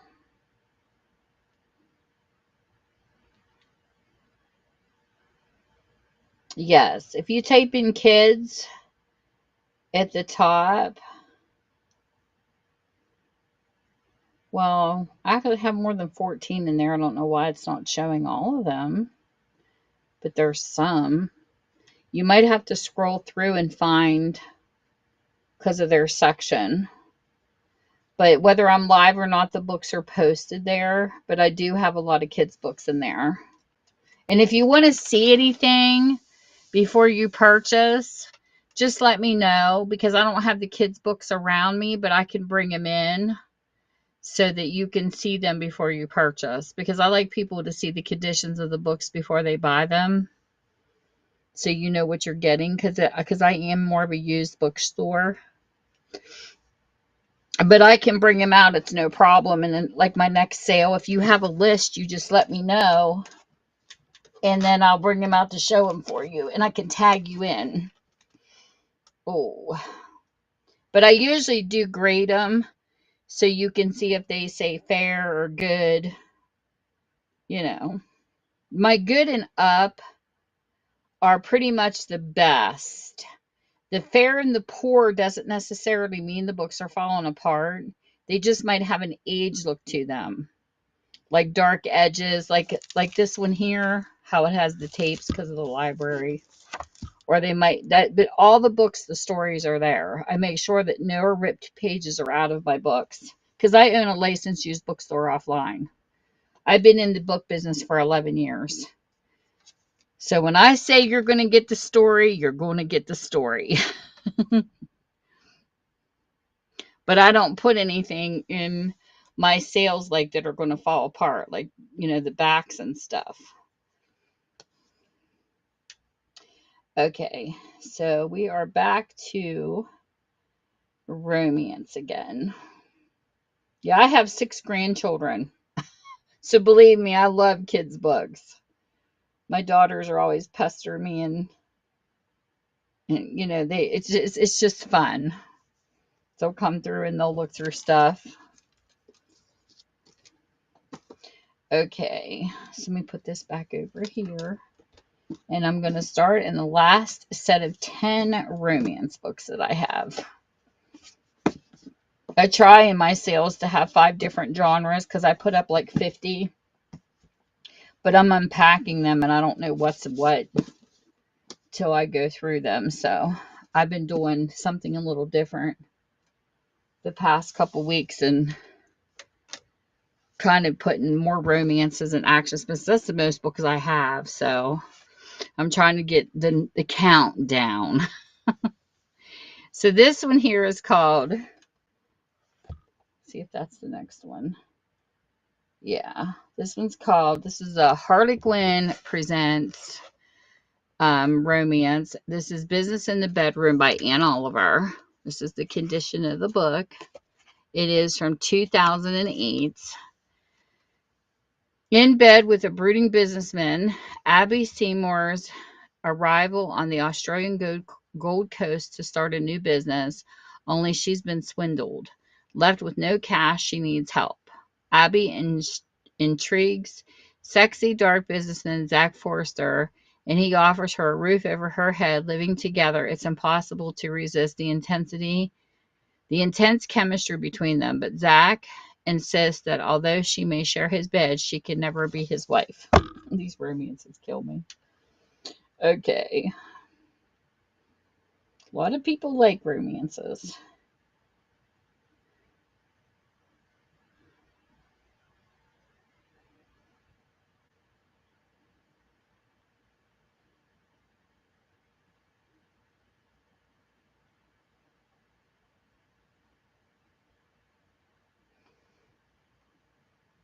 Welcome, welcome.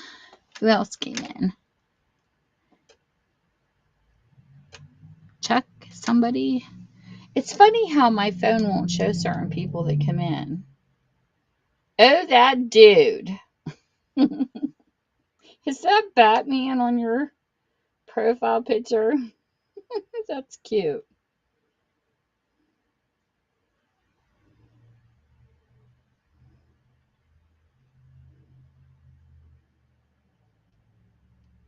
It's funny how we have a joke here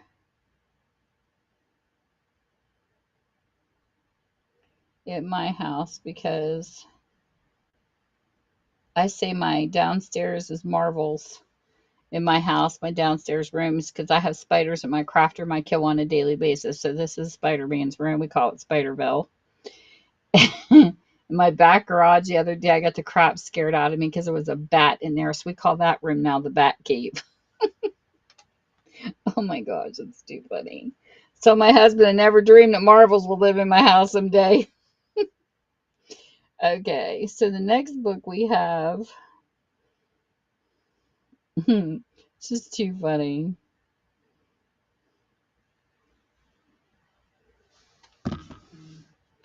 This one here is a Silhouette Special Edition. I'll put this down here. This is called Luke's Proposal by Louis Fay Dyer. It is from 2006. And it says, business or pleasure. He's the last man in the world she would even be talking to, but Rachel Kerrigan needs rancher Luke McLeod's help, despite the fact that their families have been feuding for as long as the Hatfields and McCoys. Oh my gosh, that's another story.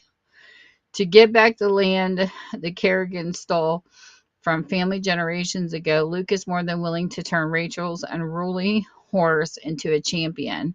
And they both agree it's strictly business. So what if Luke's hottest cowboy Rachel's ever seen, or that the money of the one kiss they shared years ago could haunt her dreams?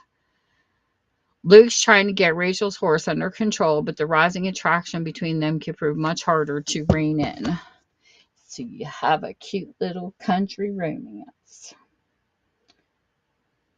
Hey, Lord Jupiter. Yeah, it's the bat cave. That's what I call it. I think it's a brown bat because I was looking up bats here, and the breeds are most common are the big and little brown bat, but you just don't want them to colonize. So I had to leave the light in on my garage until we find out how it's getting in, because we can't figure out how it's getting in. We've been looking at like if there's any gaps or holes anywhere, but we can't figure it out. It's a mystery. So I told my husband to stick a field cam in there and try to catch how it's getting in, but I don't know what direction you would point it in because we have no clue. But we're trying to figure it out because I don't want no bats in my house. They're great for eating bugs and stuff. They have a reason to be here, but I just don't want it in my house. I would rather have a little bat place outside because they will eat insects and stuff. Okay. This one here has a little mark across the top. I don't know if it was a sticker. It looks like a scrape. This is Man of the Month, a Silhouette Desire, Mr. Strictly Business, 2009. A sizzling hot year continues with Mr. February. Gabe the Pirate Peretti Business Mogul. Vital statistics. Rich, ruthless, and relentless. Mission. Win back the one who got away. Though she escaped him once, Gabe Peretti had forgotten Catherine Hale's sharp mind and curvaceous body. His plan to reel her back into his life in bed were already brewing when she asked him to help save her ailing business. He'd used her desperation to get what he wanted, Catherine. But what would happen when he had to make a choice between business and the oh seductive pleasure? I was trying to figure out if this was the building in Washington State or not. The restaurant. Kind of looks like it. Don't know. Okay. I always like looking at stuff on books. I like the art part. So that's that one. And if you're ever looking for any authors or titles, just let me know. I have a little book I keep here that I write people's stuff down that people are looking for. And then if I do get it, I'll tag you because I have some people looking for specific things. So, yeah. There's my little book of tags for people on whatnot. And I'm also streaming on YouTube too. So you YouTubers hear that? You hear me over there too. Okay. Next we have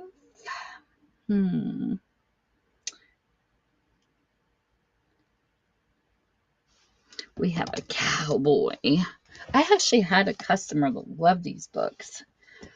I used to sell her boxes and boxes before COVID hit. High Caliber Cowboy. This is a Harlequin intrigue suspense type of romance. This is by B.J. Daniels. This is McCall's, Montana.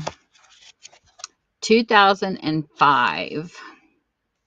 The McCalls had been sworn enemies of the Van Horns for generations, and nothing had changed.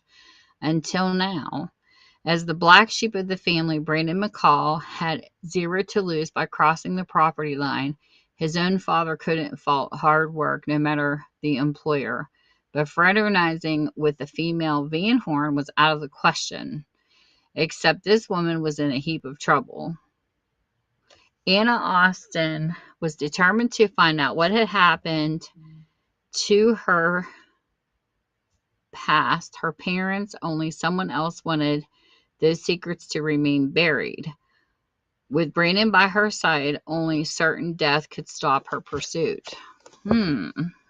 Suspense one. Izzy! Well, hello! How have you been, lady? I never catch you on for some reason. Have you been on Whatnot lately? I've been looking for you. I seem to only find you in the fun streams. Oh my God, Izzy. Wait till you see my next YouTube video. Designer Unlimited, Jared and Trevor, they made me cry. I didn't cry in the video, but I cried after. They just bombarded me with some of the coolest stuff ever in fashion. You should see my mail. I was like, I had this box. And I was like, what the heck is this box? My God. I sent them messages and I thanked them both so much. You would not believe what they sent me. I think I still have a picture on my phone. Wait a minute. Because I sent him a picture to thank him. And I was like, you too. Look what they sent. I got a Louis Vuitton card. And I think that's a Hermes card. I don't know. I've never had these cards before. And this MCM huge purse. I know. I was like, oh my God, you guys. Amazing. I forgot to show Prinny when she was in here earlier. I almost cried. I did. I've had such a long weekend this weekend, and to open something like that as a surprise just blew me away. Cartier was in here earlier, and he says, God is good. I said, you are not kidding. Some of these people on here, I'm telling you, they have the most amazing hearts. And I adopted Esme as my daughter. I told her she's adopted. She's so sweet. She did a fundraiser last night for a friend in need. And I donated $35 to a purse that was a Michael Kors, and I won it. And then I turned around and entered her giveaway, and you are never going to believe this. I won another Louis Vuitton wallet. I was like, oh my God, should have seen my face. It's the second time I've won an LV wallet. I'm like, holy crap. I've never owned anything Louis Vuitton in my entire life. Thank you. I just was so shocked. Anyways, this is The Blackmailed Bride Secret Child by Rachel Bailey. This is a 2010. I know for somebody that's never known anything about fashion, I've been blown away. I never even heard of some of this stuff until I came to YouTube, seriously. I'm like, what the heck is Louis Vuitton? I had no clue, Izzy. I didn't know a thing about fashion. Like I said, me and my daughters, I either took my mom's hand-me-downs from JCPenney's purses, or we always shop thrifting. So I never really paid attention to fashion names, to be honest. I always went by the look of the purse. If it was worthy to me, for my use. But oh my gosh. Tempting fate. Nico Jordan's world shattered when his lover Beth betrayed him by marrying his brother. Now, 7 years later, Nico wants some answers, but that's not all he wants. When he lays eyes on Beth again, the overwhelming desire he once had for her comes surging back. Beth never forgot the only man she's ever loved, or the scandal that surrounded their union. Although their attraction is still strong, Beth knows she must resist his advances. Succumbing to even just one night of the unrelenting lust could unravel her secret, a secret that would threaten more than their relationship. I'm going to run this. How's things going your way? Any better? Oh, okay. Well, thanks for stopping. Don't work too hard.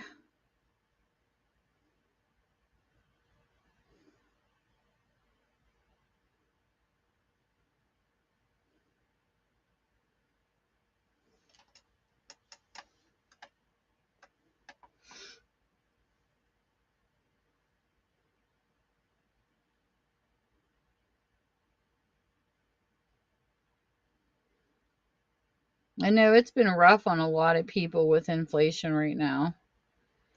The next one is this is an outrageous proposal by Miranda Lee. And I thought this was cute because the cover is different. And this is definitely an older Harlequin Presents Plus. This was from 1995. Not too old. It's got a little discoloration to it. But it says Laura wasn't surprised when she saw that Dirk Thornton with a glamorous brunette. Her estranged husband's reputation as a womanizer was well known to her, but she was shocked by her feelings for Dirk that weren't dead at all. And what was more, he knew it.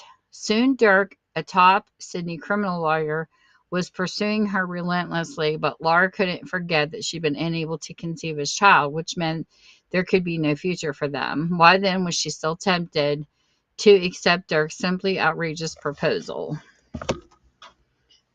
So that is the next one.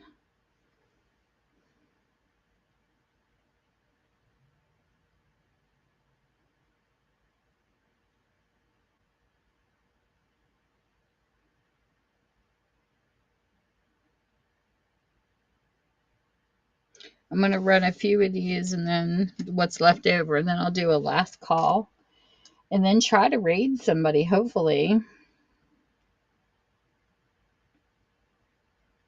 I just hope I have enough people in here to do a raid. Okay, the next one we have.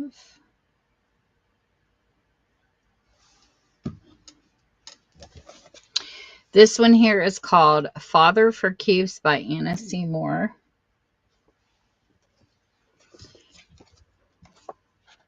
Got a little bit of rating right there. This is from 1999. Kate Sheridan had a secret, one that gurgled and cooed so sweetly she could never doubt her baby was a God-given gift. Trouble was, the baby's father, Sean Flaherty, hadn't stuck around long enough to know it.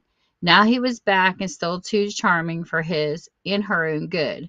Kate couldn't turn her back on the father of her child, but even more important, Sean Flaherty prayed she wouldn't have to. For their long separation had only made him realize that in Kate Sheridan and the tiny miracle of their daughter, he finally found his heart's desire. So that is this book. Welcome in. Welcome in.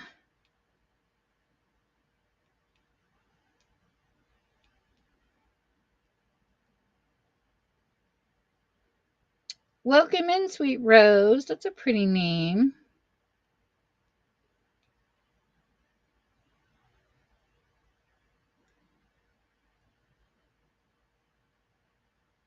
$19.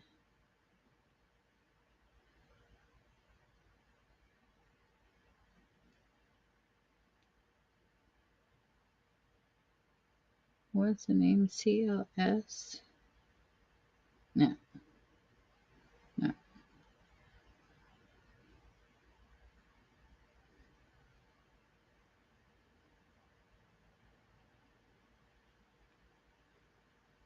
Your picture's cute too.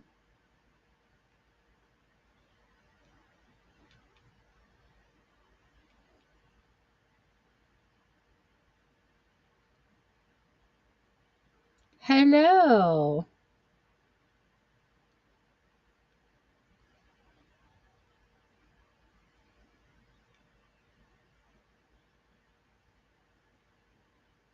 Who else did I miss? Sarah Noel.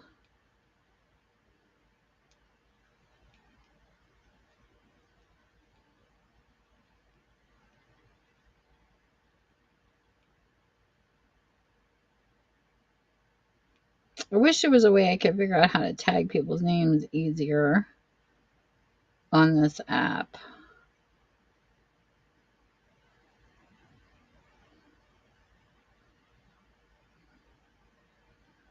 There. So I like welcoming people. I think it's a good thing. Not just by voice, but by text too. Because I know sometimes people don't have their sounds on. They might be at work and just creeping into a sale. But I want everybody to feel welcome. Next one we have is another romance.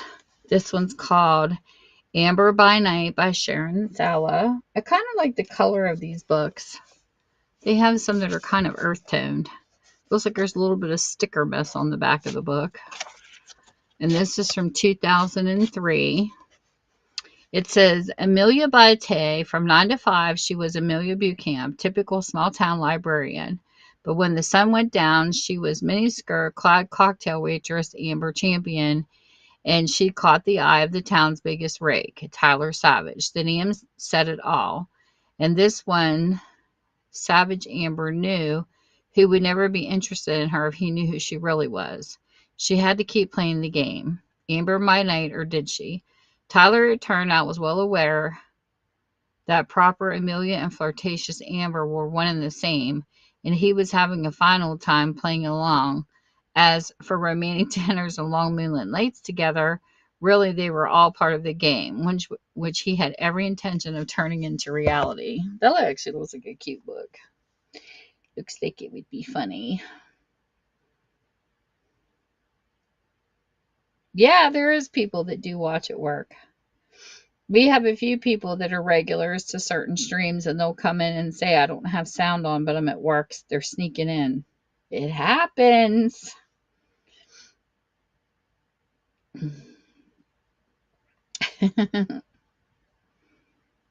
Just like when people text their girlfriends, boyfriends, and husbands and wives when they're at work and they're being sneaky.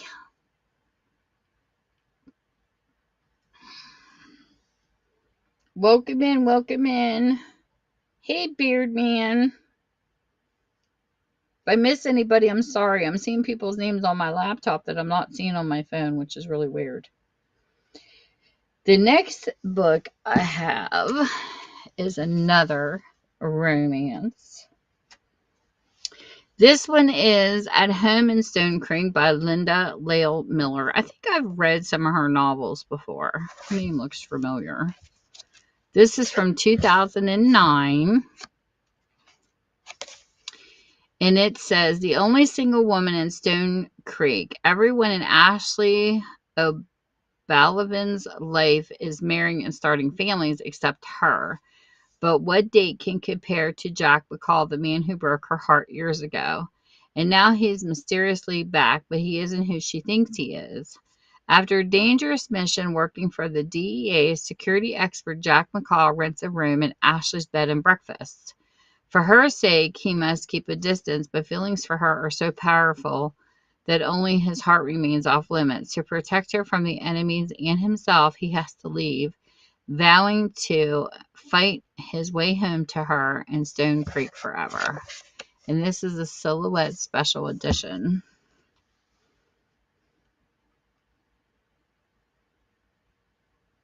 Valkyrie. Chuck WD. Welcome, welcome.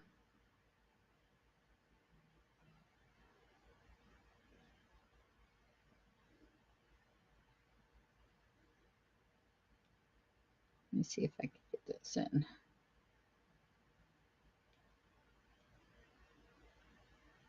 I'm getting hungry. I missed dinner. Okay. We got the Beard Man. And next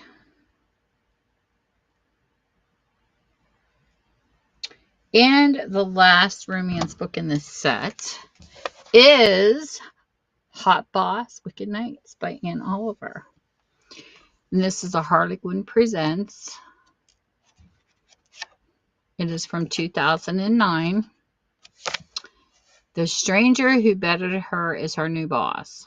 What is it with these naughty bosses in these books? Acting impulsively, Kate Fielding indulged in one night of steamy sex with a stranger, but her actions came back to haunt her when she discovered that her passionate lover was none other than her new boss, Damon Gillespie. Mortified, Kate has to fly to Bali with Damon to a luxurious holiday resort for business. Kate wants to prove she can be utterly professional, but 10 sultry nights with her bad boy boss are going to test her resolution to the limit. So this is the last romance in this set. Southern Gal, if it's not in the auction, it's not near me. So what I have to do is I'd have to bring it out for the next show and then show it to you. Because I don't have any books that's in the buy it now next to me. I put them in a different room once it's over. So I'd have to bring it out later. But it is an older book. It is a nice one. It's an interesting one, and it's one I debated even putting in the sale. But I can tag you if you want me to. I sell every Wednesday night at 7 p.m. Eastern time. So what I can do is I'll write your name down and then I'll tag you. So if you want to see it, you can. And you're no obligation to buy it or anything. I will just tag you in the next sale so I can show it to you. I don't think it's so much as that it's a big book. It's just kind of long, I think. But yeah, I like looking at books before I buy them too, so I don't blame you. That's why I always tell people if they want to see them before they purchase them, I can bring them back over. But the only ones I have around me is in the auction because I'm a limited space right now. Because this is like my craft room, aka licensed bookstore offline, and it's a mess. There's a long story behind it. But we're getting ready to paint the room, so you can just imagine when you're doing something like that, it gets worse before it gets better. But no, I had my store before COVID. It's been 11 years and running. And the place that I kept my books in decided to spring a leak. So I had to move the books because I was scared to death of mold. And then when I brought them to the middle, my hot water heater decides to blow up. So I'm serious, like the whole bottom blew out and I had a spout shooting over. It was a mess, to say the least. I did lose some books because, you know, I only have limited space. So what happened, because I'm moving them from the garage, moving them in here, and then moving them again, I have them in boxes, so everything's a mess. So and then of course COVID happened and shut everything down. I'm like, oh my gosh. So I'm like, I was limited on space. So what I've been doing, when I started Whatnot, selling, that is, everything I unbox, I've been separating into categories and then selling them and then organizing them in totes so that they don't get wet again ever, no matter what happens. So when I'm done with the sale, they literally go into the room, another room with totes. So that's where they're at, and I'll have to go get it and then bring it back out for the bin books. But I don't mind, because this is helping me organize. Like, people don't even realize how much Whatnot's helping me.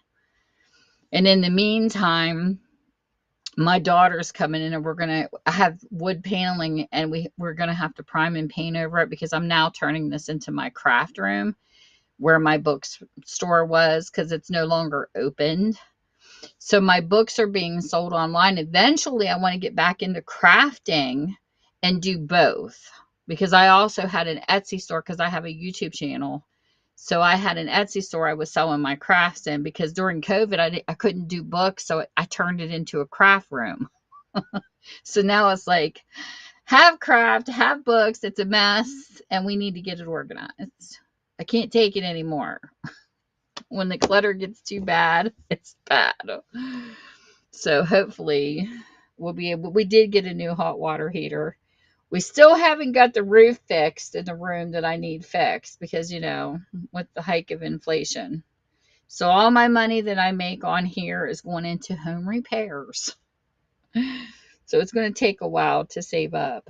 I mean, you probably didn't want to hear all this, but I like sharing stuff because that's just who I am, to explain things. Because I had one guy ask me, well, why don't you do the unboxings and sell the books as you do on the boxes? I said, because I can't. I have to check the books because they are from everywhere. They're from estate sales. They're from attics. They're from everywhere that I've done pickups, and because all my books are not purchased through the internet.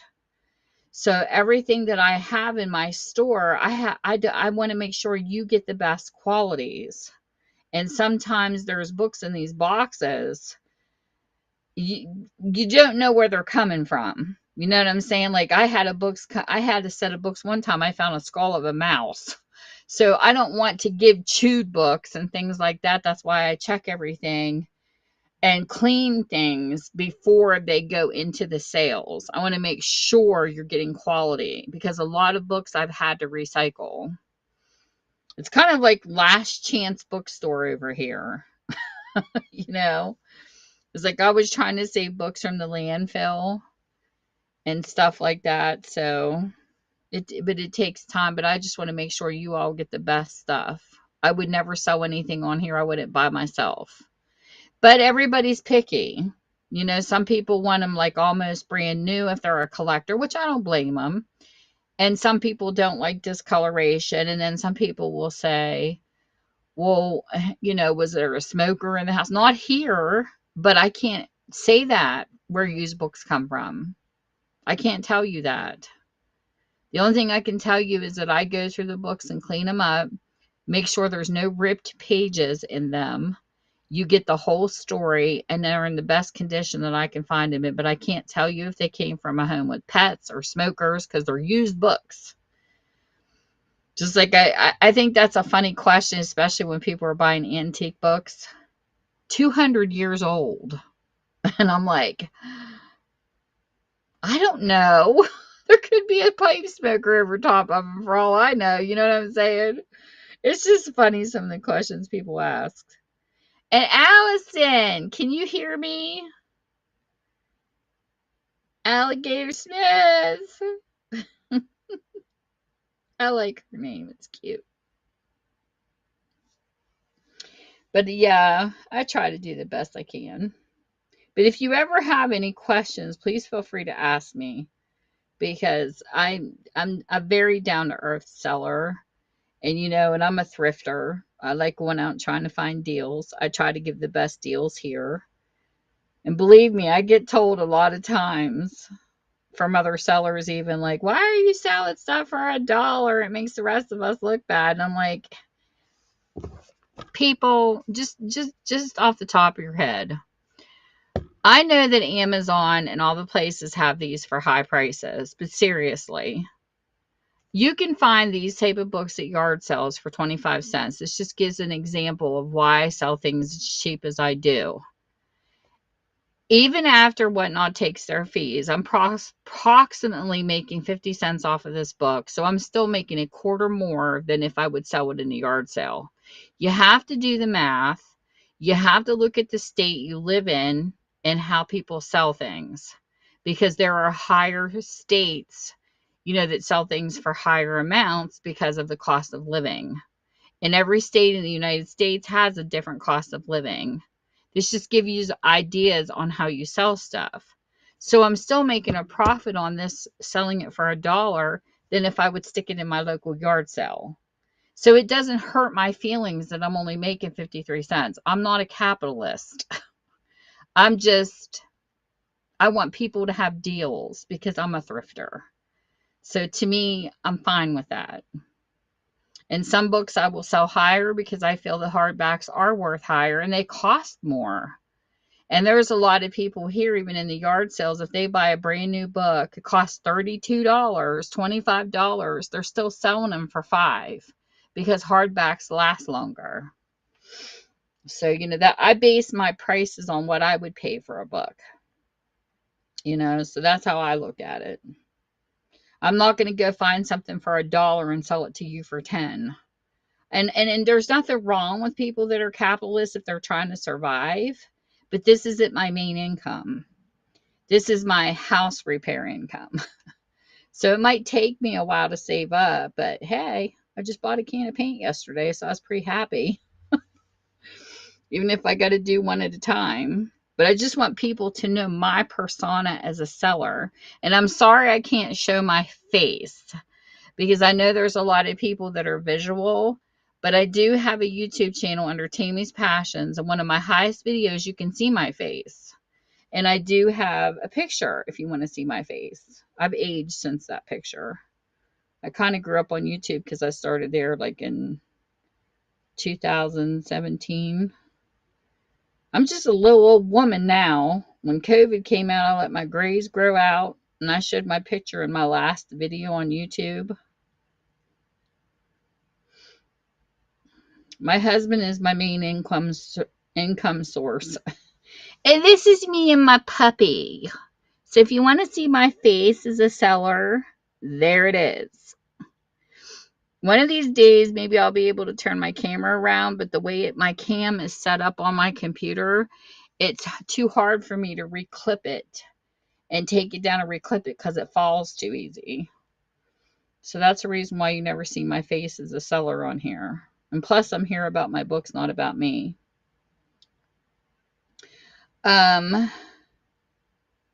Rails. The top of my head, I can't think of anything. I think I did run into a Gothic book at one time, but I'll have to look for it. But if I do, like I tell everybody else, I have a little book here. I will tag you if I come across any of these types. You want vintage,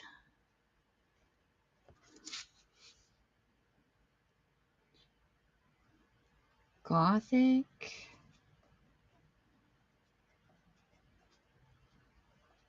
and then you books similar to Witchbane.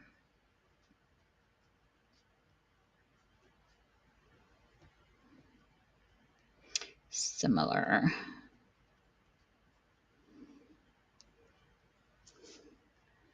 And horror from 70s to 90s.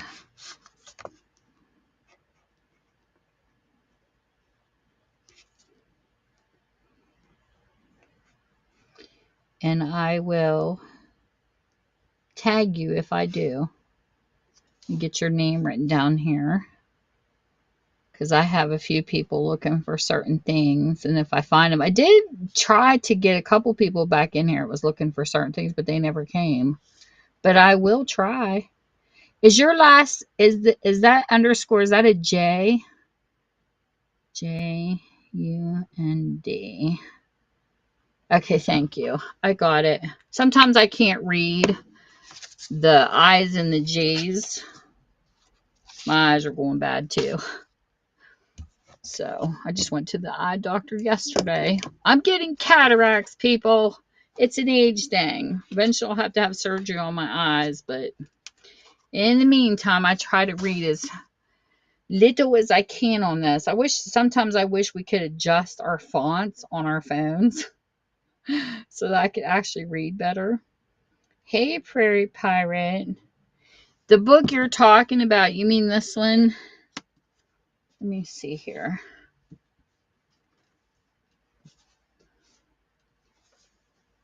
The one I showed earlier. This one here, is that what you mean? The Witchbane kind? This is kind of like the reason why, today when I put this in here, I was actually kind of shocked this book was in here because I haven't had one quite like this one till today. about the witchcraft. It is definitely an older book.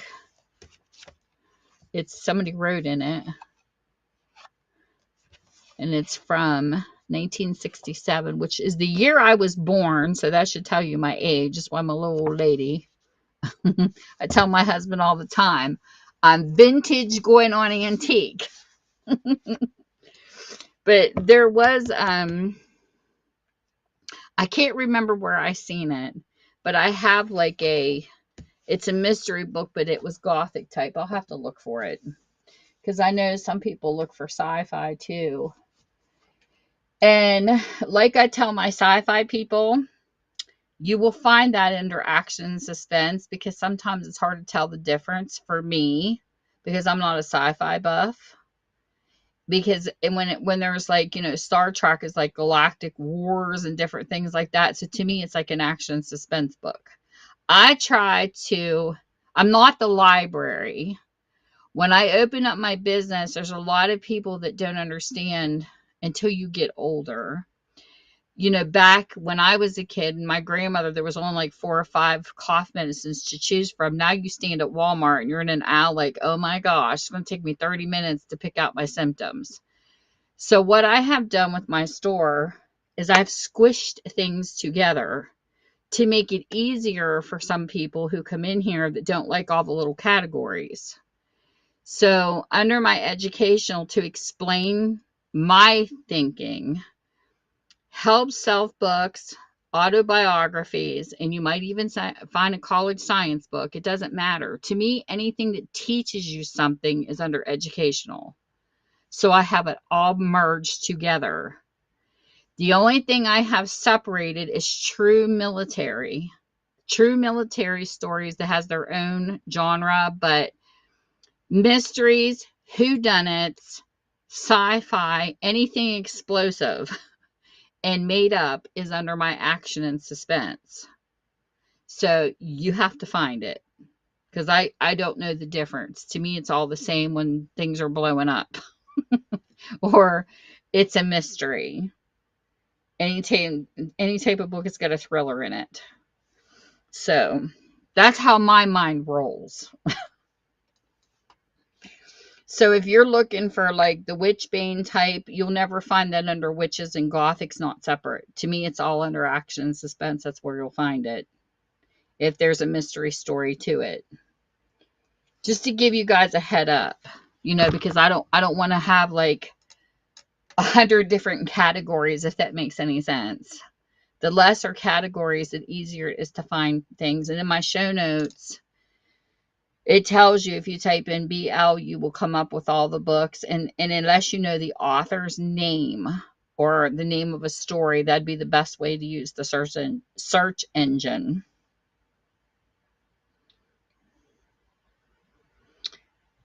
Hey, Megan and Thrifty Barwinky. I love that name. The name comes in here quite a bit.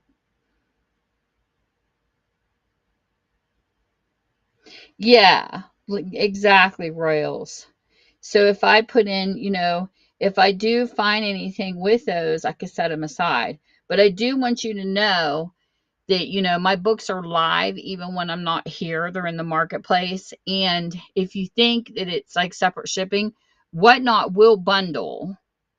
I had a girl send me a message the other night asking if it's all separate shipping, but when you put your orders in, even though my book listings are separate, before I go to print the label, Whatnot combines everything so that it's, it'll bundle.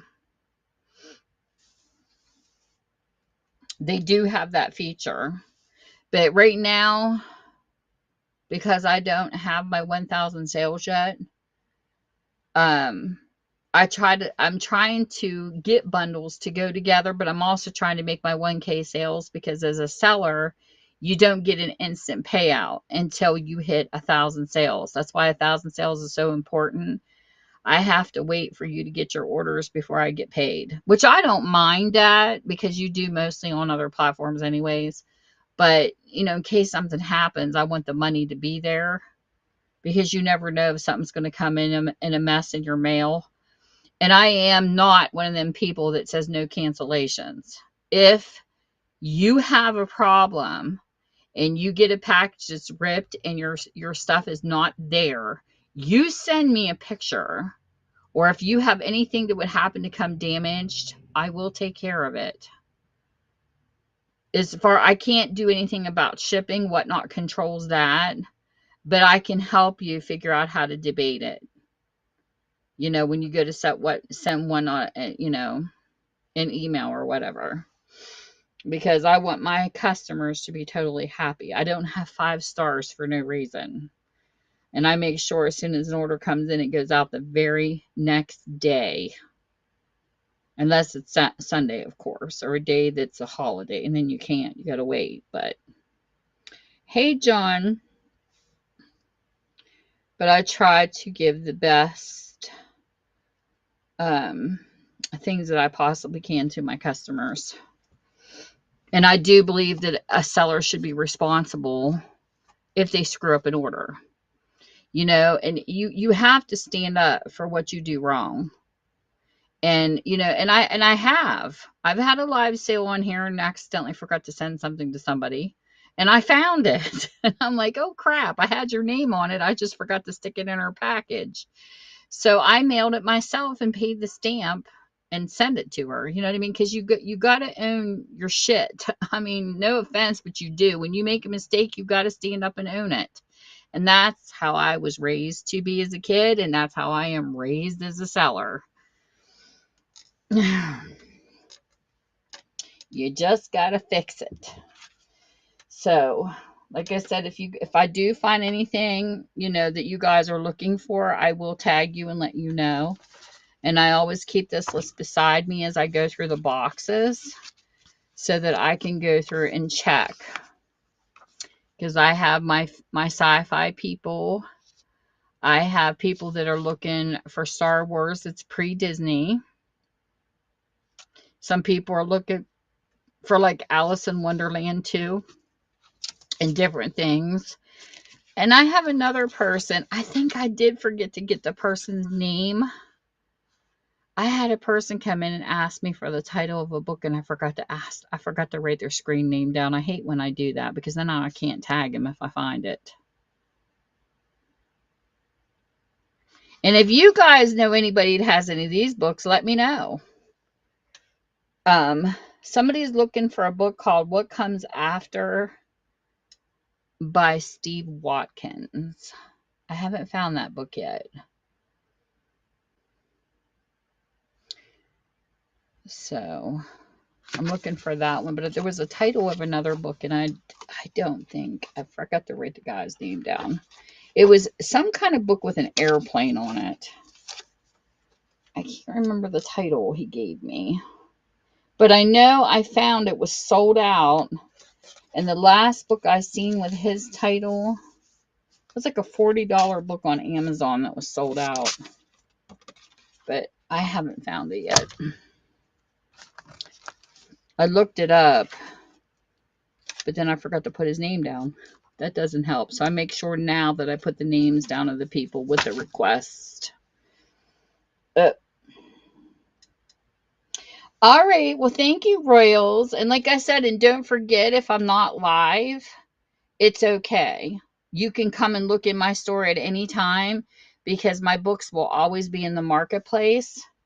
So that if you can't be here, because, you know, I know work schedules and things prevent people, because I'm here every I try to be here every Wednesday night at 7 p.m. because that was also the time I would go live on YouTube.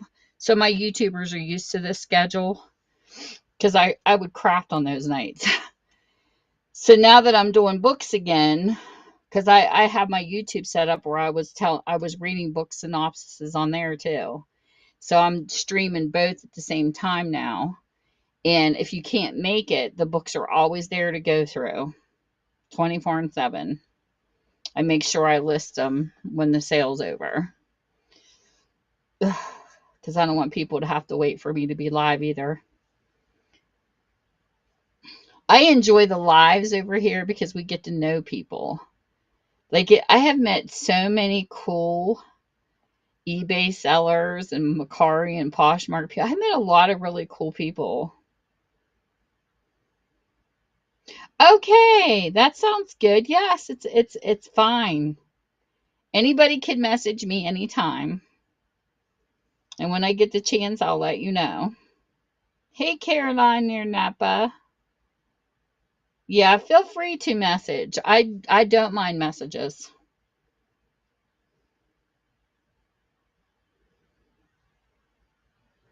And another lady that's on here, it's a really good seller too, is Last Word Bookstore. And there's DeWilla.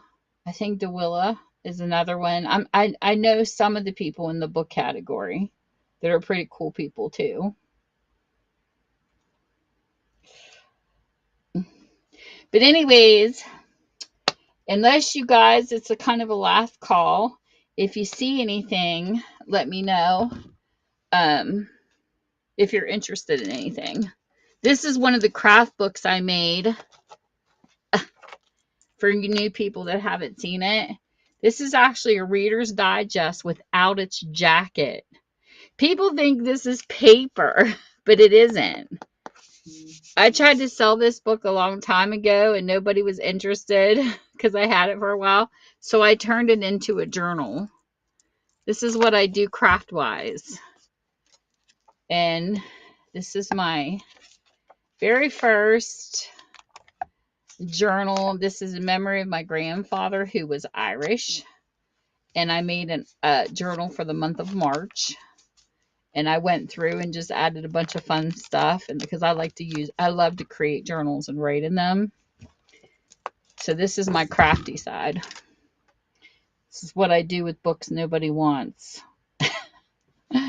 So I thought that was cool, but it's fun. And who said they like goth in here? Was that you? I'll show you my very first biggest project I ever did. I have this sitting in front of me every day. Thank you, Charity. The goth person that was in here, where's she at? It's looking for goth books. Royals. Are you still in here?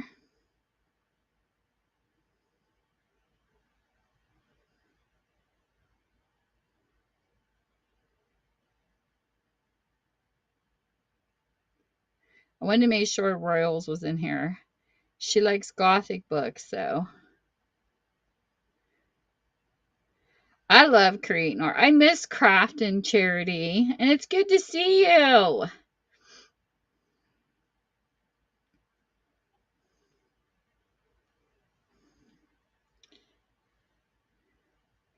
Let me get Royals back in here. I haven't done it because, I did get my paint. I got Cloudburst for part of my craft room, and now I got to get my other cans. All the money that I've been making on here is going to go into repairs to the house. So I got the stuff to do my front door, and I have this other. Is Royals back in here? Okay, I'm glad you're back in here because you were talking goth, and I wanted to show you this. This is my crafting side. My crafting side is put on hold right now, but I do miss it. But I love creating journals. And when I did this one, the particular idea behind this was I wanted to see where I was at that point in time. So I went into a yard sale and some lady had this tatting. So this is what I do when I repurpose old books that are falling apart or nobody wants. And I ran this picture from Pinterest through my art program, and I put secrets inside with my font styles because I love playing in art. This is a Chunkamunka. And you like goth. This is my very first one. I don't know why I picked goth style. I just really love this because I found some digitals.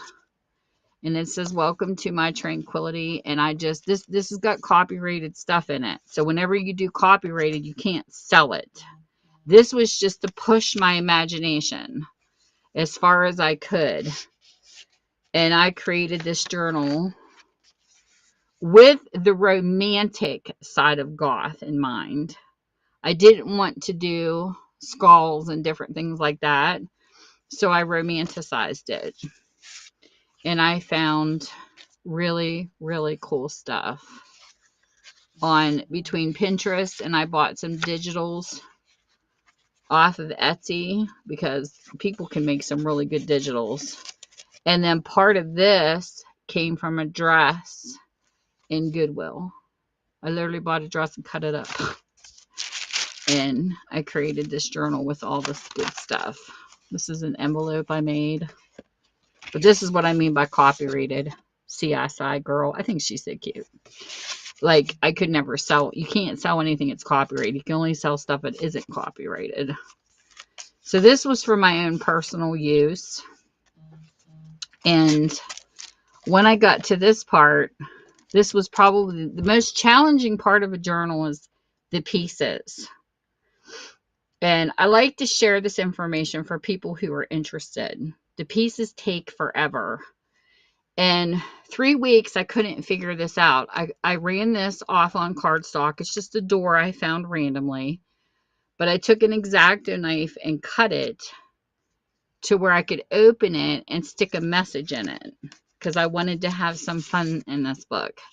And this is actually a Gothic message that came from Pinterest.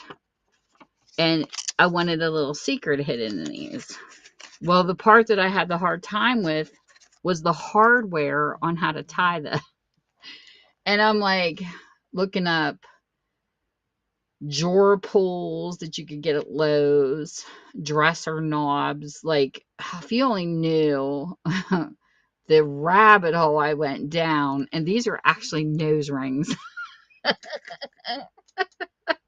I would have never thought to use nose rings in a journal or piercing stuff.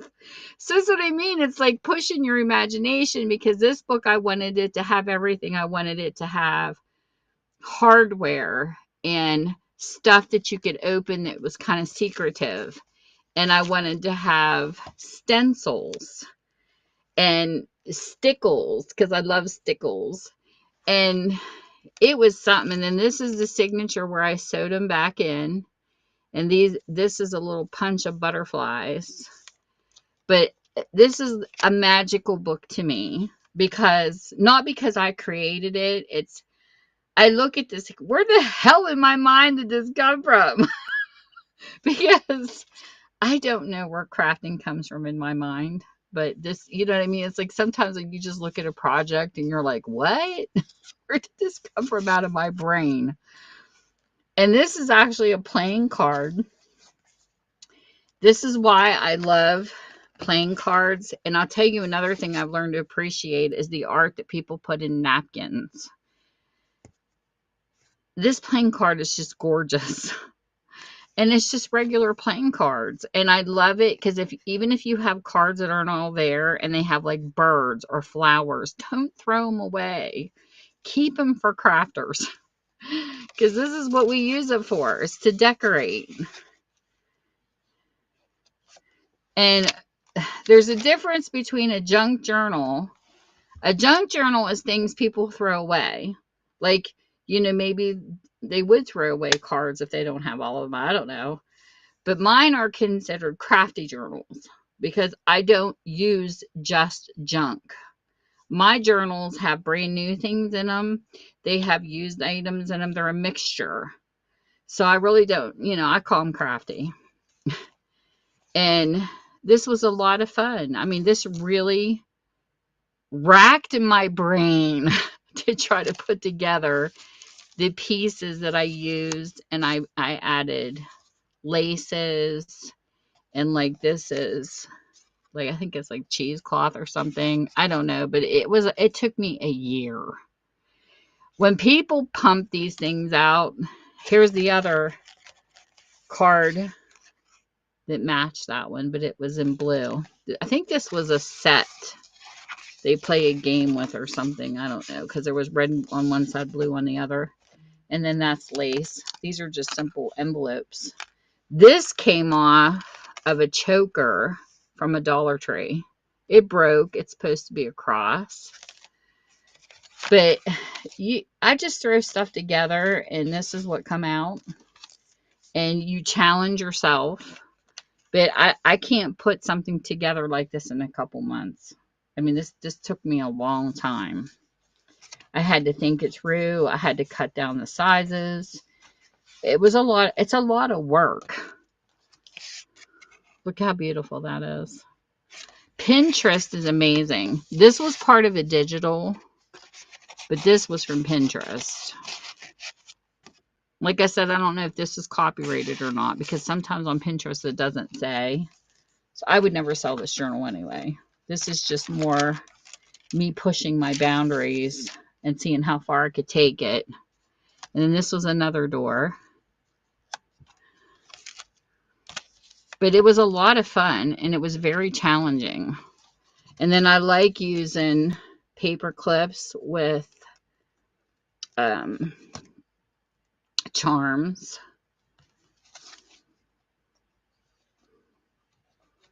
And just putting them on. But it amazes me what people's imaginations in the crafting community comes up with. Because I have seen some pretty amazing things. And it's not just my journals. I love everybody's journals. Like, I purchase other people's journals. And then somebody sent this to me in a Happy Mail on fabric. It's a girl with cards. I thought she belonged in here. And this is called eyelash trim. I like the spiky. But a lot of the items I bought off of here came off of YouTube sellers too. Having fabric sales. I bought this off of another crafter and just put it together and turned it into a book. It's really cool. But these are some of the ideas a person can come up with. All the pages were taken out of this book, and this is what's called signatures. You fold pages and you sew them back into the books. You can make glue books. You can make writing books. It doesn't matter. You can have so much fun with the different styles. Yes. I have Stephen King in my Buy It Now. And then I had one in my sale tonight. Now, this has definitely been well loved because it's used. And like I said, it's a little dirty looking. But the stories there and the inside pages are great. This is from 1998 called Bag of Bones. I have that one, and I have some other ones in my Buy It Now. This one here, I think I had it for $2. Let me see here. I run my stuff pretty cheaply, so there you go. Thank you, Jules. And I do have other Stephen King books, but I don't think they're in here. Let me check real quick. Let me look, because there's a set of books I didn't take back yet. Let me check my pile over here, because I think I had Stephen King in my last sale, and they might be right beside me. Hold on. I've been sorting in totes, so I think my action suspense might still be in here. If not, I will bring them out for the next sale. But let me double check. Because this is the only pile. Yep. Hold on. I had some in here. A couple. Yeah, this is from my last sale. That's the only ones I didn't put away. Oops. Just dropping stuff everywhere. Okay.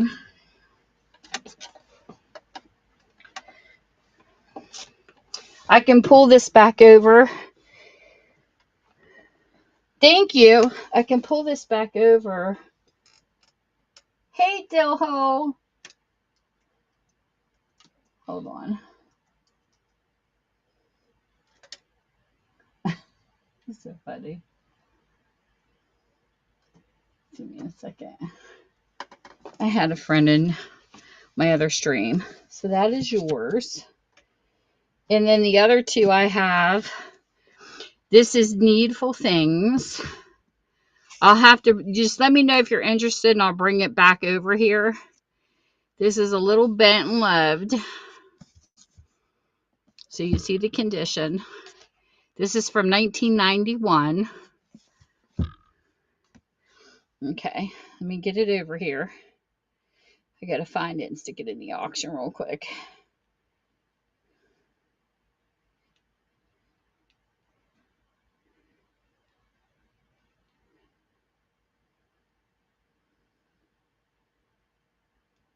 Let me see here.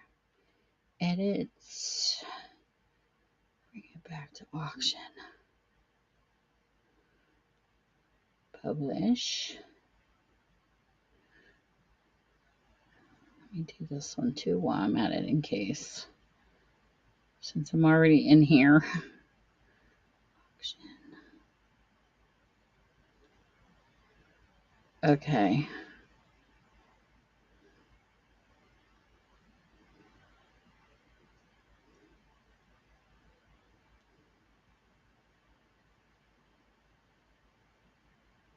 Come on, stop it. It keeps scrolling on me. Okay. So there you go. Here's Needful Things. Thank you, thank you.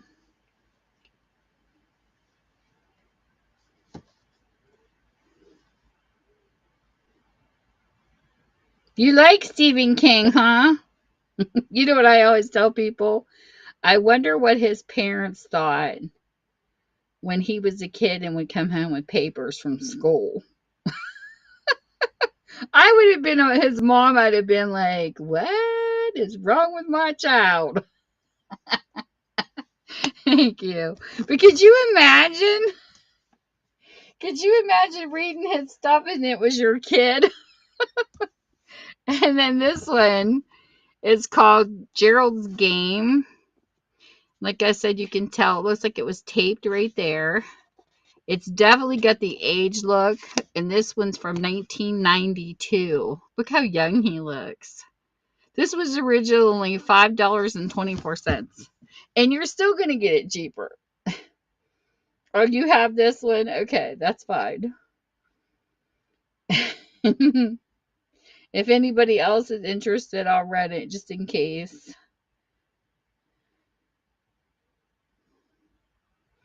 But yeah, his Pet Cemetery. I like the book better than the movie. I remember sitting in the hallway and reading it and with the light on. I kept looking over my shoulder. It was crazy. But I had a neighbor who had a cat who looked, it would have been a better cat for his show for Pet Cemetery. My friend Nellie, her cat's name was Smokey. He was like this real baby soft gray, but he had the evilest yellow eyes. I said, if you caked mud on that cat and stuck him in a Stephen King movie, he would be perfect in Pet Cemetery.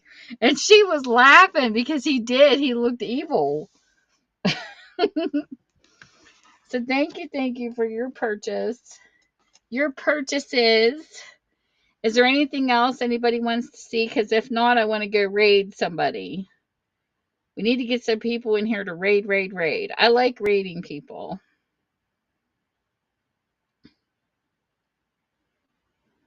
You ready for a raid? Okay, let's go raid. We're going to go raid a very special lady who does shows for a very special cause. And if you haven't met Spaghetti, there's something wrong. Let me make sure she's on.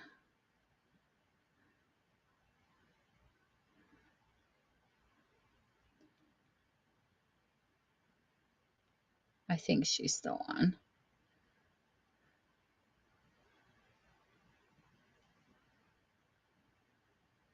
It's not showing me that she's on. Darn it. She must not be on right now. Let me check to see who's on. I'll be right back.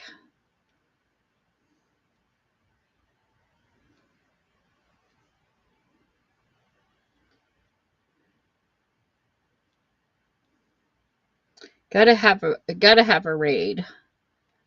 Love doing raids at the end of a show. They are so important and they're so fun.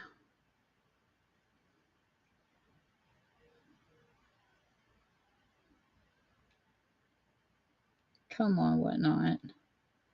Don't be mean. Let me see. Who do we got?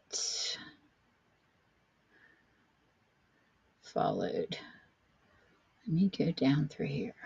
I saw her go live earlier, but she must be done.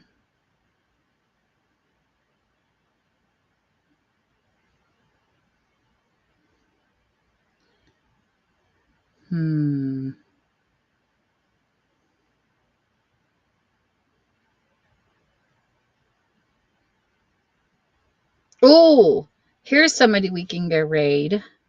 Oh my goodness, I haven't got to do a raid on her yet. This will be fun.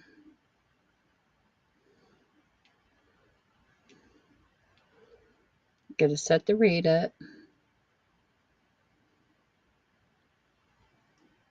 Oh, come on, people, don't leave.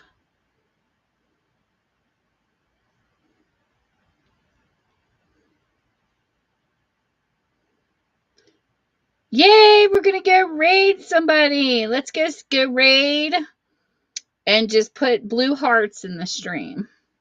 Ready? Here we go.